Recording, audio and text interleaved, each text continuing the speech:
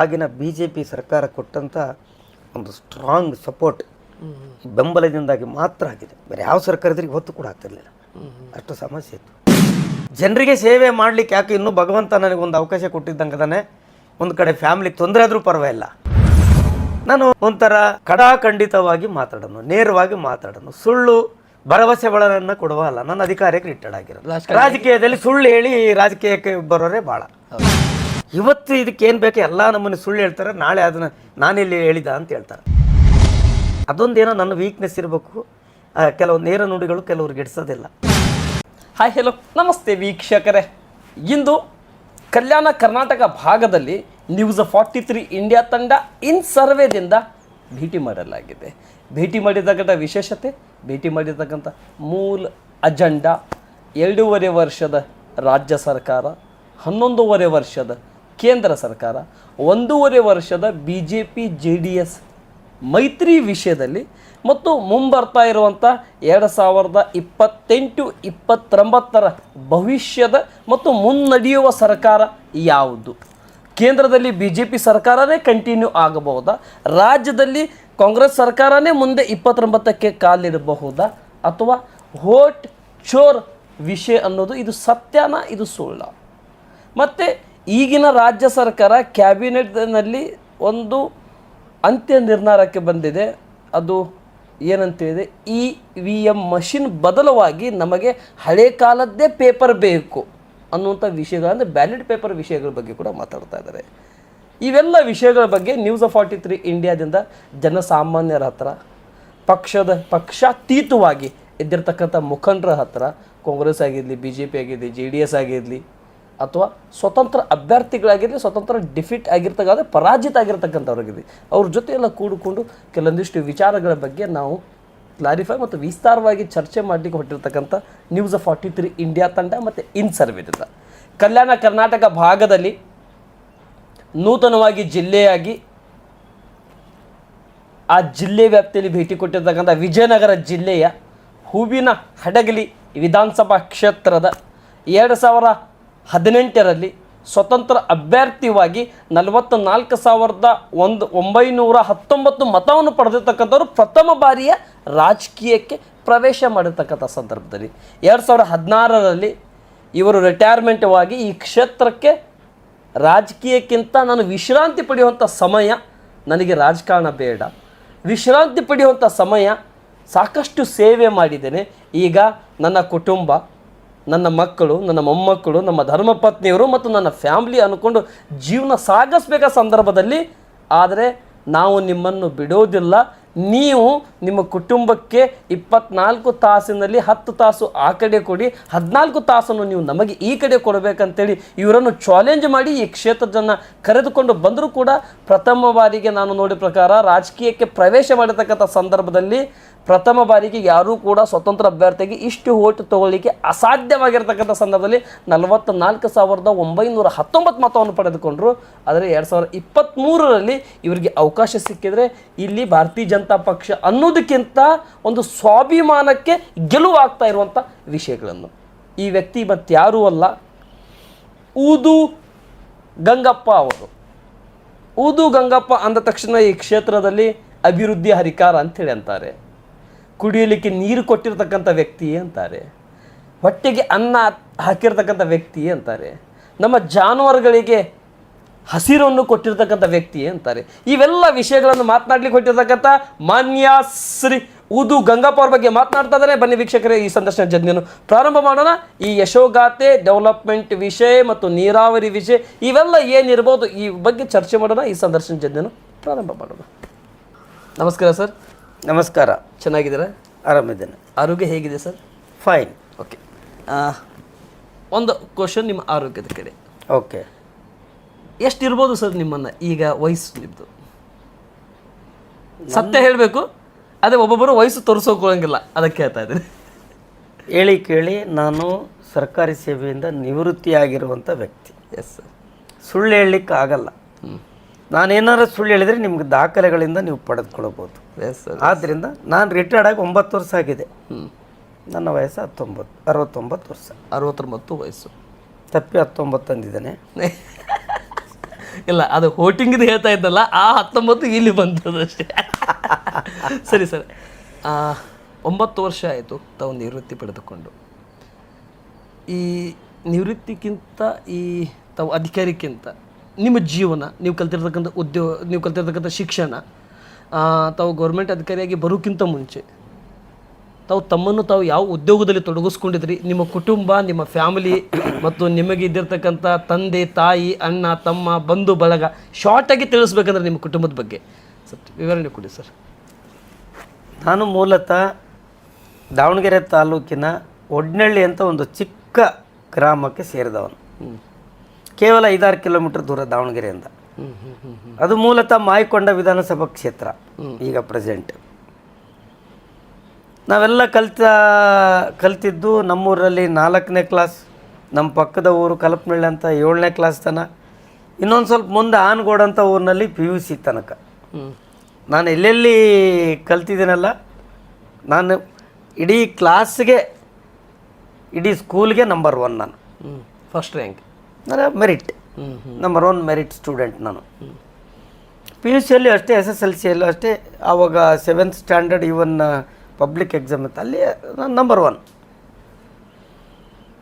PUC ಮುಗಿದ ಕೂಡಲೇ engineering and medical apply ಮಾಡಿದ್ವಿ. ಆವಾಗ ದಾವಣಗೆರೆಯಲ್ಲೇ ಇತ್ತು ನಮ್ಮ ಅದೃಷ್ಟಕ್ಕೆ, ಇಡೀ ಸ್ಟೇಟ್ಗೆ ಒಂದೇ ಒಂದು ಸರ್ಕಾರಿ ಇಂಜಿನಿಯರಿಂಗ್ ಕಾಲೇಜು ಅಲ್ಲಿ ಸಿಕ್ತು. ಅಲ್ಲಿ ಸಿಕ್ಕ ನಂತರ ಮೆಡಿಕಲ್ ಸಿಕ್ತು. ನಾವು ಮೊದಲೇ ಹೇಳಿ ಕೇಳಿ, ನಾವು ಸಣ್ಣ ಹಳ್ಳಿಯಿಂದ ಬಂದಂಥವ್ರು. ನಮ್ಮ ತಂದೆಗೆ ಆಗ 9 ಜನ ಮಕ್ಕಳು. 9 ಜನರಲ್ಲಿ 6 ಜನ ಹೆಣ್ಣು ಮಕ್ಕಳು, 3 ಜನ ನಾವು ಗಂಡು ಮಕ್ಕಳು. ಆ 9 ಜನರಲ್ಲಿ ನಾನೇ ಲಾಸ್ಟು 9ನೇವ. ಎಲ್ಲರಿಗಿಂತ ಕೊನೆಯದವನು. ನನಗೆ ತಂಗಿ ತಮ್ಮಂದಿರು ಇಲ್ಲ, ಓನ್ಲಿ ಅಕ್ಕಂದಿರು ಅಣ್ಣಂದರು. ಇಂಥ ಒಂದು ಕುಟುಂಬದಲ್ಲಿ ನಾನು ಓದಿಕೊಂಡು ಎಲ್ಲರೂ ಏನು ಮಾಡ್ಕೊತಿದ್ರು ಸರ್? ರೈತಾಪಿ ಕೆಲಸ, ಪಕ್ಕ ರೈತಾಪಿ ಕೆಲಸ. ಜೊತೆಗೆ ಹಸುಗಳನ್ನು ಕಟ್ಟಿಕೊಂಡು ಜಾನುವಾರಿಕೆ ಕೆಲಸ ಮಾಡ್ತಾಯಿದ್ರು, ಕುರಿಯನ್ನು ಸಾಕ್ತಾಯಿದ್ರು, ಮೇಕೆಯನ್ನು ಸಾಕ್ತಾಯಿದ್ರು, ಕೋಳಿಗಳನ್ನು ಸಹಿತ ಸಾಕ್ತಾಯಿದ್ರು. ಇಷ್ಟೆಲ್ಲ ಕಷ್ಟಪಟ್ಟು ನಾವು 9 ಜನರನ್ನು ಒಂದು ಒಳ್ಳೆಯ ಸ್ಥಿತಿಗೆ ಅವರು ತಂದು, ಅವರ ಜೀವಿತಾವಧಿಯಲ್ಲಿ 1 ರೂಪಾಯಿಯನ್ನು ಕೂಡ ಸಾಲ ಮಾಡದೆ ನಮ್ಮನ್ನು ಒಂದು ಉತ್ತಮ ಸ್ಥಿತಿಯಲ್ಲಿ ಬೆಳೆಸಿದಂಥ ಒಬ್ಬ ಸಾಮಾನ್ಯ ರೈತನ ಮಗ ನಾನು. ತುಂಬ ಗ್ರೇಟ್ ಸರ್ ಅವರು. ಸಾಮಾನ್ಯ ಸಾಲ ಅಂದರೆ ಆಗಲ್ಲ ನಮ್ಮ ತಂದೆಗೆ. ಅಂಥ ಕುಟುಂಬದಲ್ಲಿ ಜನಿಸಿ ಇಂಜಿನಿಯರಿಂಗ್, ಆವಾಗ ನಮ್ಮ ಅವಧಿಯಲ್ಲಿ 5 ವರ್ಷ ಇಂಜಿನಿಯರಿಂಗ್ ಕೋರ್ಸ್ ನಮ್ಮದೆಲ್ಲ, ಈಗೆಲ್ಲ 4 ವರ್ಷ ಆಗಿದೆ. BE ಸಿವಿಲ್ ಓದಿ 82ರಲ್ಲಿ ಅದೇ ಕಾಲೇಜಿನಲ್ಲಿ ಗೌರ್ಮೆಂಟ್ BET ಕಾಲೇಜಲ್ಲಿ ಸ್ವಲ್ಪ ಅವಧಿ ಲೆಕ್ಚರರಾಗಿ ಕೆಲಸ ಮಾಡಿ, ನೆಕ್ಸ್ಟ್ 83ರಲ್ಲಿ ನಾನು BML ಬೆಂಗಳೂರಿನಲ್ಲಿ ಕನ್ಸ್ಟ್ರಕ್ಷನ್ ಇಂಜಿನಿಯರ್ ಆಗಿ ಕೆಲಸ ಮಾಡಿ 83 ಆದ ತಕ್ಷಣ 84ರಲ್ಲಿ ಪಬ್ಲಿಕ್ ವರ್ಕ್ಸ್ ಡಿಪಾರ್ಟ್ಮೆಂಟಿಂದ ಸರ್ಕಾರಿ ಸೇವೆಗೆ ಕರ್ನಾಟಕ ಸರ್ಕಾರದ ಸೇವೆಗೆ ಸೇರ್ಪಡೆಯಾದೆ. ಯಾವ ಇಸ್ವಿಲಿ ಸರ್ ಇದು? 1984. 1984ರಲ್ಲಿ. ಮೊದಲನೇ ಪೋಸ್ಟಿಂಗ್ ಎಲ್ಲಿಂದ ಆಯ್ತು ಸರ್ ನಿಮ್ಮದು? ಮೊದಲನೇ ನನ್ನ ಪೋಸ್ಟಿಂಗು PWDಯಿಂದ ಹೇಳೋದಾದರೆ ಸಿರ್ಸಿ, ಉತ್ತರ ಕನ್ನಡ. ಸರಿ, ಉತ್ತರ ಕನ್ನಡ ಜಿಲ್ಲೆಗಿಂತ. ಉತ್ತರ ಕನ್ನಡ ಜಿಲ್ಲೆಯ ಸಿರ್ಸಿ. ಹಾಗಾಗಿ ಪ್ರತಿನಿತ್ಯ ನಾನು ಸಿರ್ಸಿ ಮಾರಿಕಾಂಬೆಯನ್ನು ಇವತ್ತು ನೆನಪು ಮಾಡ್ತೀನಿ. ಆ ತಾಯಿಯ ಆಶೀರ್ವಾದದಿಂದಲೇ ನಿಮ್ಮ ಜೀವನ ಪ್ರಾರಂಭ. ನಾವು ಅವಾಗೆಲ್ಲ ಶಿರ್ಸಿಯ ಜೊತೆಗೆ ನಮ್ಮ ಜುರುಡಿಕ್ಷನ್ ಇಡೀ ಜಿಲ್ಲೆ ಕವರ್ ಆಗ್ತಿತ್ತು ಅವಾಗೆಲ್ಲ. ಸಣ್ಣ ನೀರಾವರಿ ಇಲಾಖೆಯಲ್ಲಿ ಇದ್ವಿ. ನಮ್ಮವೆಲ್ಲ ವಾಸ್ಟ್ ಏರಿಯಾ, ದೊಡ್ಡ ದೊಡ್ಡ ಏರಿಯಾ. ಶಿರ್ಸಿಯಲ್ಲಿ ಸೇರಿದ ನಂತರ ಅಲ್ಲಿ ಅಸಿಸ್ಟೆಂಟ್ ಇಂಜಿನಿಯರ್ ಇದ್ದೆ. ಆನಂತರ 93ನೇ ಇಸ್ವಿಯಲ್ಲಿ ಅಸಿಸ್ಟೆಂಟ್ ಎಕ್ಸಿಕ್ಯೂಟಿವ್ ಆದೆ. ಅಸಿಸ್ಟೆಂಟ್ ಎಕ್ಸಿಕ್ಯೂಟಿವ್ ಆಗಿ 95-96ನೇ ಇಸ್ವಿಯಲ್ಲಿ ಉತ್ತರ ಕನ್ನಡ ಜಿಲ್ಲೆಯ ಹಳೆಯಾಳದಲ್ಲಿ minor irrigation division incharge executive ಕೆಲಸ ಮಾಡಿದ್ದೆ ನಾನು. ಹಾಗೆ ಹೋಲ್ ಇಡೀ ಜಿಲ್ಲೆಯಲ್ಲಿ ನಾನು ಎಲ್ಲ ಹಳ್ಳಿಯ ಮಾಹಿತಿ ಅಲ್ಲಿ ನನಗೆ ಗೊತ್ತಿದೆ. ಸ್ವಲ್ಪ ದಿವಸ ನ್ಯಾಷನಲ್ ಹೈವೇ, ಆನಂತರ ಅಲ್ಲಿ ಸರ್ವಿಸಲ್ಲಿದ್ದಾಗಲೇ ಜೂನಿಯರ್ ಚೇಂಬರ್ ಇಂಟರ್ನ್ಯಾಷನಲ್ ಅಂತ ಒಂದು ಸಂಸ್ಥೆ ಇದೆ, ಅದು ವ್ಯಕ್ತಿತ್ವ ವಿಕಸನ ಸಂಸ್ಥೆ. ಆ ಸಂಸ್ಥೆಯ ಸದಸ್ಯನಾಗಿ ಅದು ಕುಮಟಾದಲ್ಲಿದ್ದಾಗ, ಕುಮಟಾದಲ್ಲಿ ಆ ಒಂದು ಸಂಸ್ಥೆಯನ್ನು ಸ್ಥಾಪಕ ಅಧ್ಯಕ್ಷನಾಗಿ, ನಂತರ ಸ್ಟೇಟ್ ಸಿಸ್ಟಮ್ ಹೋಗಿ junior chamber international zone system ಬಂದು ಆ ಭಾಗದ ಝೋನ್ ಪ್ರೆಸಿಡೆಂಟ್ ಎಲೆಕ್ಷನ್ ನಿಲ್ಲಿಸಿದ್ರು. ಸ್ಟೇಟ್ ಪ್ರೆಸಿಡೆಂಟ್ ಈಕ್ವಲೆಂಟ್ ಪೋಸ್ಟ್ ಅದು. ಎಲೆಕ್ಷನಲ್ಲಿ 93ರಲ್ಲೇ ನಾನು 1993 ಝೋನ್ ಪ್ರೆಸಿಡೆಂಟ್ ಆಫ್ ಝೋನ್ 15 ಅಂತ ಗೆದ್ದು ದಕ್ಷಿಣ ಕನ್ನಡ ಜಿಲ್ಲೆಯಲ್ಲಿ ನಾನು ಕೆಲಸ ಮಾಡಿ ಎಲ್ರಿಗೂ ಒಂಥರ ಏನೋ ಭಾಳ ಎಲ್ರಿಗೂ ಬೇಕಾದ ವ್ಯಕ್ತಿಯಾಗಿ ನಾನು ಸರ್ವಿಸ್ ಮಾಡ್ತಾ ಮಾಡ್ತಾ ಬೆಳೆದು ಬಂದಂಥ ನನ್ನ ಜೀವನ ಈ ರೀತಿ ಇದೆ. ಈಗ ನಾನು ಮದುವೆ ಆಗಿದ್ದೇನೆ. ನನಗೆ ಶಾರದಾ ಅನ್ನೋಳು ಹೆಂಡತಿ ಇದ್ದಾಳೆ. ಮದುವೆ ಆಯ್ತು ಸರ್ ನಿಮ್ಮದು?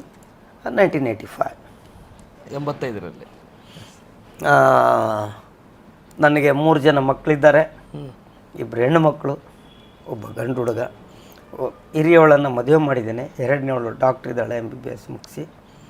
3ನೇವನ ಮಗ ಅವನು ಇಲ್ಲ ಅಪ್ಪಾಜಿ ನೀನೇನು ಮಾಡ್ತೀವೋ ಅದೇ ಆಗಬೇಕು ಅಂದಕ್ಕೆ BE ಸಿವಿಲ್ ಇಂಜಿನಿಯರಿಂಗ್ ಮಾಡ್ಕೊಂಡು ಬೇರೆ ಬೇರೆ ಕೆಲಸ ಎಲ್ಲ ಮಾಡ್ತಾನೆ. ತಂದೆಗೆ ತಕ್ಕ ಮಗ. ಒಟ್ಟಾರೆ ಅವನೇ ನೀನೇನು ಹಾಕ್ತೀಯ ಅದನ್ನೇ ಹಾಕಬೇಕು ಅಂತ. ಓಕೆ ಡನ್, ನೋ ಅಬ್ಜೆಕ್ಷನ್ ಅಂತ ಮಾಡಿದ್ದೇನೆ. ಇದು ನಮ್ಮ ಸಂಕ್ಷಿಪ್ತವಾದಂಥ. ಓಕೆ, ಹಡಗಲಿಗೆ ಯಾವಾಗ ಬಂದ್ರಿ ಸರ್ ನೀವು? ವಿಜಯನಗರ ಡಿಸ್ಟಿಕ್ಕಿಗೆ ಬಂದಿದ್ದು ಯಾವಾಗ ಸರ್ ನೀವು? 2009ನೇ ಇಸ್ವಿಯಲ್ಲಿ ಬಂದೆ ನಾನು. ಇದು ಮೊದಲು ಬಳ್ಳಾರಿ ಜಿಲ್ಲೆಗಿತ್ತು. ಬಳ್ಳಾರಿ ಜಿಲ್ಲೆ ಇದ್ದಾಗಲೇ ಬಂದಿದ್ದು ನಾನು. ಇಲ್ಲಿ ಬಂದ್ರಿ ಯಾವ ಇಸ್ವಿಯಲ್ಲಿ? 2009. 2009ರಲ್ಲಿ ಬಂದ್ರಿ. 2009ರಿಂದ 2016ವರೆಗೆ ತಾವು ಇಲ್ಲಿ ಕೆಲಸ ಮಾಡಿದ್ರಿ. ಹೌದು, ಹತ್ತತ್ರ 7 ವರ್ಷ. 7.5 ವರ್ಷ ಹತ್ತತ್ರ. 7.5 ವರ್ಷದಲ್ಲಿ ಈ ಕ್ಷೇತ್ರದಲ್ಲಿ ತಾವು ಅಧಿಕಾರಿಯಾಗಿ ಮತ್ತು ಇಲ್ಲಿಯ ರೈತರಿಗೆ, ಇಲ್ಲಿಯ ಜನಸಾಮಾನ್ಯರಿಗೆ ಮತ್ತು ಇಲ್ಲಿಯ ಸೌಲಭ್ಯದಿಂದ ವಂಚಿತಗೊಂಡಿರ್ತಕ್ಕಂಥವರಿಗೆ ಯಾವ್ಯಾವ ರೂಪದಲ್ಲಿ ಕೆಲಸ ಮಾಡಿ ಅವರಿಗೆ ತಾವು ಹೃದಯದಲ್ಲಿ ಇಟ್ಟುಕೊಳ್ಳೋ ಹಾಗೆ ರೀತಿಯಿಂದ ಯಾವ ರೀತಿ ಕೆಲಸ ಮಾಡಿದ್ರು ಸರ್ ನೀವು? ಈ ಹೂವಿನ ಹಡಗಲಿಯ ಬಗ್ಗೆ ನನಗೆ ಸಾಕಷ್ಟು ಮಾಹಿತಿ ಇತ್ತು. ಅಖಂಡ ಬಳ್ಳಾರಿ ಜಿಲ್ಲೆ ಇದ್ದಾಗ ಇದು ಬಳ್ಳಾರಿ ಜಿಲ್ಲೆ. ಮೊದಲಿಂದಲೂ ನಮಗೆ MP ಪ್ರಕಾಶ್ ಸಾಹೇಬ್ರು ಟಚ್ ಇತ್ತು. ಹಿಂದೆ ನಾನು ಸರ್ವಿಸ್ ಮಾಡುವಾಗ ಡೆಪ್ಯೂಟಿ CM ಅವರು, ಡೆಪ್ಟಿ CM ಇದ್ದರು. ಈ ಹಿಂದೆ RDPR ಇಲಾಖೆಯಲ್ಲಿದ್ದಾಗ ನಾನು ಉತ್ತರ ಕನ್ನಡ ಜಿಲ್ಲೆಯಿಂದ ದಾವಣಗೆರೆಗೆ ಅಸಿಸ್ಟೆಂಟ್ ವರ್ಗಾವಣೆ ಆಡಬೇಕಾದ್ರೆ ನಾನು MP ಪ್ರಕಾಶ್ ಸಾಹೇಬರು ಮಂತ್ರಿ ಇದ್ದಾಗಲೇ ಬಂದಿದ್ದು ನಾನು. ಅಲ್ಲಿ ನಮಗೂ ಅವ್ರಿಗೂ ಅನೇಕ ರೀತಿಯ ಒಂದು ಬಾಂಧವ್ಯ ಇತ್ತು. ಇದು ಅವರ ಒಂದು ಕ್ಷೇತ್ರ. ಅವರೊಬ್ಬ ಮಹಾನ್ ವ್ಯಕ್ತಿ, ಮೇಧಾವಿ, ಒಳ್ಳೆ ಚಾಣಾಕ್ಷ ರಾಜಕಾರಣಿ ಅಂತ ಇಡೀ ನಮ್ಮ ರಾಜ್ಯಕ್ಕೆ ಗೊತ್ತಿರುವಂಥ ವಿಚಾರ. ಅಂಥ ಒಂದು ಕ್ಷೇತ್ರದಲ್ಲಿ ನನಗೆ ಸೇವೆ ಮಾಡುವಂಥ ಒಂದು ಅವಕಾಶ ಸಿಕ್ಕಿದ್ದು ನನ್ನ ಒಂದು ಅದೃಷ್ಟ ಅಂತ ನಾನು ತಿಳ್ಕೊಂಡು ಕೆಲಸ ಮಾಡಿದೆ. ಇಲ್ಲಿ ಸಿಂಗಟಲ್ಲೂರು ಏತ ನೀರಾವರಿ ಯೋಜನೆ ಅನ್ನೋದು 1992ನೇ ಇಸ್ವಿ ಎಲ್ಲಿ ಅಡಿಗಲ್ಲು ಹಾಕಿದ್ದು ಕುಂಟುತ್ತಾ ಸಾಗ್ತಾಯಿತ್ತು. ಆಗಿನ ಈ ಭಾಗದ ಹೊರೆ ಮಂತ್ರಿಗಳಾದಂಥ ET ಶಂಭುನಾಥ್ ಅವರಿದ್ದಾಗ ಅಡಿಗಲ್ಲು ಹಾಕಿದ್ರು. ಬಂಗಾರಪ್ಪನವರು ಮುಖ್ಯಮಂತ್ರಿ ಇದ್ದರು. SM ಕೃಷ್ಣ ಅವರು ಆಗಿನ ಡೆಪ್ಟಿ CM ಕಮ್ ಇರಿಗೇಷನ್ ಮಂತ್ರಿ ಇದ್ದರು. ಇದು ಭಾಳ ವರ್ಷಗಳಿಂದ ನೆನೆಗುದಿಗೆ ಬಿದ್ದಂಥ ಒಂದು ಯೋಜನೆ. 2008ರಲ್ಲಿ BJP ಸರ್ಕಾರ ಬಂದಾಗ ನಾನು ದಾವಣಗೆರೆಯಲ್ಲಿ ಕೆಲಸ ಮಾಡ್ತಿದ್ದೆ ನೀರಾವರಿ ಇಲಾಖೆಯಲ್ಲಿ. ಆಗಿನ ನೀರಾವರಿ ಸಚಿವರಾದಂಥ ಬಸವರಾಜ ಬೊಮ್ಮಾಯಿ ಸಾಹೇಬರು ನನ್ನ ಮೇಲೆ ಅಪಾರವಾದಂಥ ಒಂದು ನಂಬಿಕೆ, ಒಂದು ಭರವಸೆ ಇದ್ದಂಥ ಒಬ್ಬ ಸಚಿವರಾಗಿದ್ದರು. ನನಗೆ ಅಲ್ಲಿ ಹೋಗ್ಬೇಕು ಅಂತ ಅವರು ಒತ್ತಾಯವನ್ನು ಮಾಡಿದರು. ಪ್ರತಿ ಒಂದು ಪ್ರಗತಿ ಪರಿಶೀಲನಾ ಸಭೆಗಳಲ್ಲಿ ಸಿಂಗಟಲ್ಲೂರು ಏತ ನೀರಾವರಿ ಯೋಜನೆಯ ಬಗ್ಗೆನೇ ಚರ್ಚೆ ಆಗ್ತಿತ್ತು. ಪ್ರೋಗ್ರೆಸ್ ಆಗಲ್ಲ ಅಂತ ನಾನು ಕೇಳ್ತಾ ಇದ್ದೆ. ಯಾಕಂದ್ರೆ ನಾವು ನಮ್ಮ ಭಾಗದ ಪ್ರಗತಿ ಇದ್ದಾಗಷ್ಟೇ ನಾವು ಮಾತಾಡೋಕೆ, ಬಾಕಿ ಮಾತಾಡೋಕೆ. It was a lingering old project, suffer ಆಗಿರೋಂಥ ಪ್ರಾಜೆಕ್ಟು, ಏನು ನಮಗೆ ಹತ್ತು ಬೇಕಾದ್ರೆ ಸುಮ್ಮನೆ. ನನಗೆ ಅವರು ಒತ್ತಾಯ ಮಾಡಿದಾಗ 2008ರಲ್ಲಿ ಇರಿಗೇಷನ್ ಮಂತ್ರಿ ಆದಾಗ ಒಂದು ಮಾತನ್ನು ಅಂದರು ಅವರು, ನೀವು ಆ ಭಾಗಕ್ಕೆ ಹೋಗಿ, ನಾನು ಈಗ ಇರಿಗೇಷನ್ ಮಂತ್ರಿ ಆಗಿದ್ದೇನೆ, ನಾನು MLC ಇದ್ದಾಗ ಅದನ್ನು ಬೇಗ ಮಾಡಬೇಕು ಅಂತ ನಾನು ಪಾದಯಾತ್ರೆ ಮಾಡಿದ್ದೇನೆ. ಈಗ ನಾನೇ ಸಚಿವನಾದಾಗ ಹೌಸಲ್ಲಿ ವಿರೋಧ ಪಕ್ಷದ ಪ್ರಶ್ನೆ ಕೇಳಿದರೆ ನನಗೆ ಮುಜುಗರ ಆಗ್ತದೆ. ನನ್ನ ಗುರಿ ಅದನ್ನು ಮುಗಿಸ್ಬೇಕು ಅಂತಂದರು. ನಾನು ಇಲ್ಲ ಸರ್, ನಾನು ಖಂಡಿತ ಅಲ್ಲಿ ಆ ಪ್ರಾಜೆಕ್ಟ್ಗೆ ಹಾಕಬೇಡಿ ಅಂತ ರಿಕ್ವೆಸ್ಟ್ ಮಾಡಿಕೊಂಡೆ. ಯಾಕೆ ಹಾಕಬೇಡಿ ಅಂತ ರಿಕ್ವೆಸ್ಟ್ ಮಾಡಿಕೊಂಡ್ರಿ ಸರ್ ನೀವು? ಹೇಳಿದ್ನಲ್ಲ, ರಾಜ್ಯ ಮಟ್ಟದಲ್ಲಿ ನಮ್ಮ ಪ್ರಗತಿ ಪರಿಶೀಲನಾ ಸಭೆಯಲ್ಲಿ ಇಲ್ಲಿರೋರು ಯಾರಾದ್ರು ಬಯಸ್ಕೊಂಡು ಹೋದಂಥವ್ರು, ನೀವು ಕೆಲಸ ಮಾಡಲ್ಲ, ನೀವು ಕೆಲಸ ಮಾಡೋದಿಲ್ಲ ಅಂದ್ಕೊಂಡು ಕೊಟ್ಟಂಥ ಅನುದಾನವನ್ನು ನೀವು ಸರೆಂಡ್ರ್ ಮಾಡ್ತೀರಿ ಅಂತ ನಿಂದನೆಗಳು ಅಪವಾದಗಳೇ ಇದ್ವು ಅವ್ರ ಮೇಲೆ. ಇಲ್ಲೇ ಸಮಸ್ಯೆಗಳು ಹಂಗೆ ಇದ್ವು. ಮೇಲೆ ಗೊತ್ತಾಯ್ತು ಆ ರೀತಿ ನನ್ನ ಮೇಲೂ ಬರೋದು ಬೇಡ ಅಂತೇಳಿ. ನನಗೆ ಯಾಕೆ ಬೇಕು? ನಾನು ನನ್ನ ಇಲ್ಲಿವರೆಗಿನ ಸರ್ವೀಸಲ್ಲಿ ನಾನು ಎಲ್ಲೆಲ್ಲಿ ಕೆಲಸ ಮಾಡಿದನೋ ಅಲ್ಲಿ ಎಲ್ಲ ಅಪ್ರಿಷಿಯೇಟ್ ಮಾಡ್ತಾನೆ ಬಂದಿದ್ದಾರೆ. ಅಲ್ಲಿ ಯಾಕೆ ನಾನು ಬಯಸ್ಕೋಬೇಕು ಅಂತ ಬೇಡ ಅಂತ ಅಂದೆ ನಾನು. ಈಗ ನನಗೇನು ಯಾವ ಆಸೆ ಆಮಿಷೆ ಏನಿಲ್ಲದಲ್ಲೇ ಪಾಪ ಫ್ರೀ ಆಫ್ ಕಾಸ್ಟಲ್ಲಿ ಟ್ರಾನ್ಸ್ಫರ್ ಮಾಡ್ತಿದ್ರು ಒಳ್ಳೆಯವರು ಅಂತ ಅಂದು ಹೋಗಪ್ಪ ಅಂತ ನಾನು ಬೇಡ ಅಂದೆ. ಬಟ್ ಅವರ ಒತ್ತಾಯದ ಮೇರೆಗೆ ನಾನು ಇಲ್ಲಿ ಬಂದೆ. ನಾನು ಬಂದ ನಂತರ ಸ್ಟಡಿ ಮಾಡಿದೆ. ಸ್ಥಳೀಯವಾಗಿ ಇಲ್ಲಿ ಮುಳುಗಡೆ ಪ್ರದೇಶಗಳು ದಿನನಿತ್ಯ ಸ್ಟ್ರೈಕ್ಗಳು, ಹೋರಾಟಗಳು ನಡೀತಾ ಇತ್ತು. ಒಂದೇ ನಮಗೆಲ್ಲ ಪುನರ್ವಸತಿ ಸೌಲಭ್ಯವನ್ನು ಕೊಟ್ಟ ನಂತರವೇ ನೀವು ಕೆಲಸ ಶುರು ಮಾಡಿ, ಅಲ್ಲಿವರೆಗೆ ಮಾಡಿಬಿಡ್ರಿ. ಒಂದೇ ಸಿಂಗಲ್ ಅಜೆಂಡಾ ಅವ್ರದ್ದು. ಹೂವಿನಡಗಲಿಯ ಹಲ್ಲಿಪುರ ಗ್ರಾಮ, ಆಚೆ ಪಕ್ಕದಲ್ಲಿ ಮುಂಡರ್ಗಿ ತಾಲೂಕಿನ ಗುಮ್ಮಗೋಳು ವಿಲೇಜ್, ಹೂವಿನ ಹಡಗಲಿಯ ಹಲ್ಲಿಪುರ, ಆಚೆ ಗದಗ ಜಿಲ್ಲೆಯ ಮುಂಡರ್ಗಿ ತಾಲೂಕಿನ ಗುಮ್ಮಗೋಳ, ಬಿದ್ರಳ್ಳಿ ಮತ್ತು ವಿಟ್ಲಾಪುರ, ಈ ಒಟ್ಟು ಈ 4 ಹಳ್ಳಿಗಳು ಈ ಮುಳುಗಡೆ ವ್ಯಾಪ್ತಿ ಬರ್ತಿತ್ತು. ಅವರೆಲ್ಲರದು ನಮ್ಮ ಪುನರ್ವಸತಿ ಕೊಡಿ ಸ್ವಾಮಿ, ನಮ್ಮ ಕಾಂಪೆನ್ಸೇಷನ್ ಕೊಡಿ, ಪರಿಹಾರ ಕೊಡಿ, then you start the work. Until then we don't allow. ಅಷ್ಟೇ. ಡೈಲಿ ಸ್ಟ್ರೈಕ್ ಮಾಡ್ತಾಯಿದ್ರು, ಪ್ರತಿಭಟನೆ ಮಾಡ್ತಾಯಿದ್ರು, ಟ್ರ್ಯಾಕ್ಟ್ರಿಯಲ್ಲಿ ಬಂದು ಗಲಾಟೆ ಮಾಡಿ. ಹಂಗಾಗಿ ಯಾವ ಅಧಿಕಾರಿಗಳು ಕೂಡ ಆಸಕ್ತಿಯಿಂದ ಕೆಲಸ ಮಾಡ್ತಿರ್ಲಿಲ್ಲ. ಕುಂಠಿತ ಹಾಗಾಗಿ ಅದು ನೆಲದಲ್ಲೇ ಇತ್ತು. ಆ ಒಂದು ಬ್ರಿಡ್ಜ್ ಕಮ್ ಬ್ಯಾರೇಜ್ ಸಿಂಗಟ್ಲೂರು ನನಗೆ ಹಾಕಿದ್ರು. ಬಂದ ನಂತರ ನಾನು ಎಲ್ಲ ಗ್ರಾಮದವ್ರ ಹತ್ರ ನಾನು ರೈಟಿಂಗಲ್ಲಿ ಬರ್ಕೊಟ್ಟೆ. ಯಾವ ಟೈಮಲ್ಲಿ ನಿಮ್ಗೆ ಏನೇನು ಪರಿಹಾರ ಕೊಡ್ತೀನಿ, ಯಾವ ಟೈಮಲ್ಲಿ ನಿಮಗೆ ರಿಹ್ಯಾಬಿಲಿಟೇಷನ್ ವಿಲೇಜ್ ಮಾಡ್ತೇವೆ, ಯಾವ ಟೈಮಲ್ಲಿ ನಿಮಗೆ ಸೈಟ್ ಕೊಡ್ತೇವೆ, ಈ ರೀತಿ ನನಗೂ ಹೇಳಿದರು. ನಿಮ್ಮಂಥವ್ರು 1000 ಜನ ಬರ್ತಾರೆ ಹೋಗ್ತಾರೆ. ಬಟ್ ನನಗೆ I was having highest confidence. ಯಾಕಂದರೆ ನನಗೆ ಮಂತ್ರಿಯವರೇ ಫೋರ್ಸ್ ಮಾಡಿ ಹಾಕಿದ್ರಲ್ಲ, ಹೌದು, ಇಲಾಖೆ ಸಚಿವರು ಹಾಕಿದ್ರು. ಇದು ಯಾರಿಗೂ ಗೊತ್ತಿರಲಿಲ್ಲ ಸ್ಥಳೀಯವಾಗಿ. ನಾನು ಯಾಕೆ ನೀವು ಕೊಡ್ತೀರಾ ಆಶ್ವಾಸನೆ, ಇವತ್ತಿದ್ದೀರಿ ನಾಳೆ ಹೋಗ್ತೀರಿ ಅಂತ ನನಗೂ ಥ್ರೆಟ್ ಕೊಟ್ಟಂಥವ್ರೆ.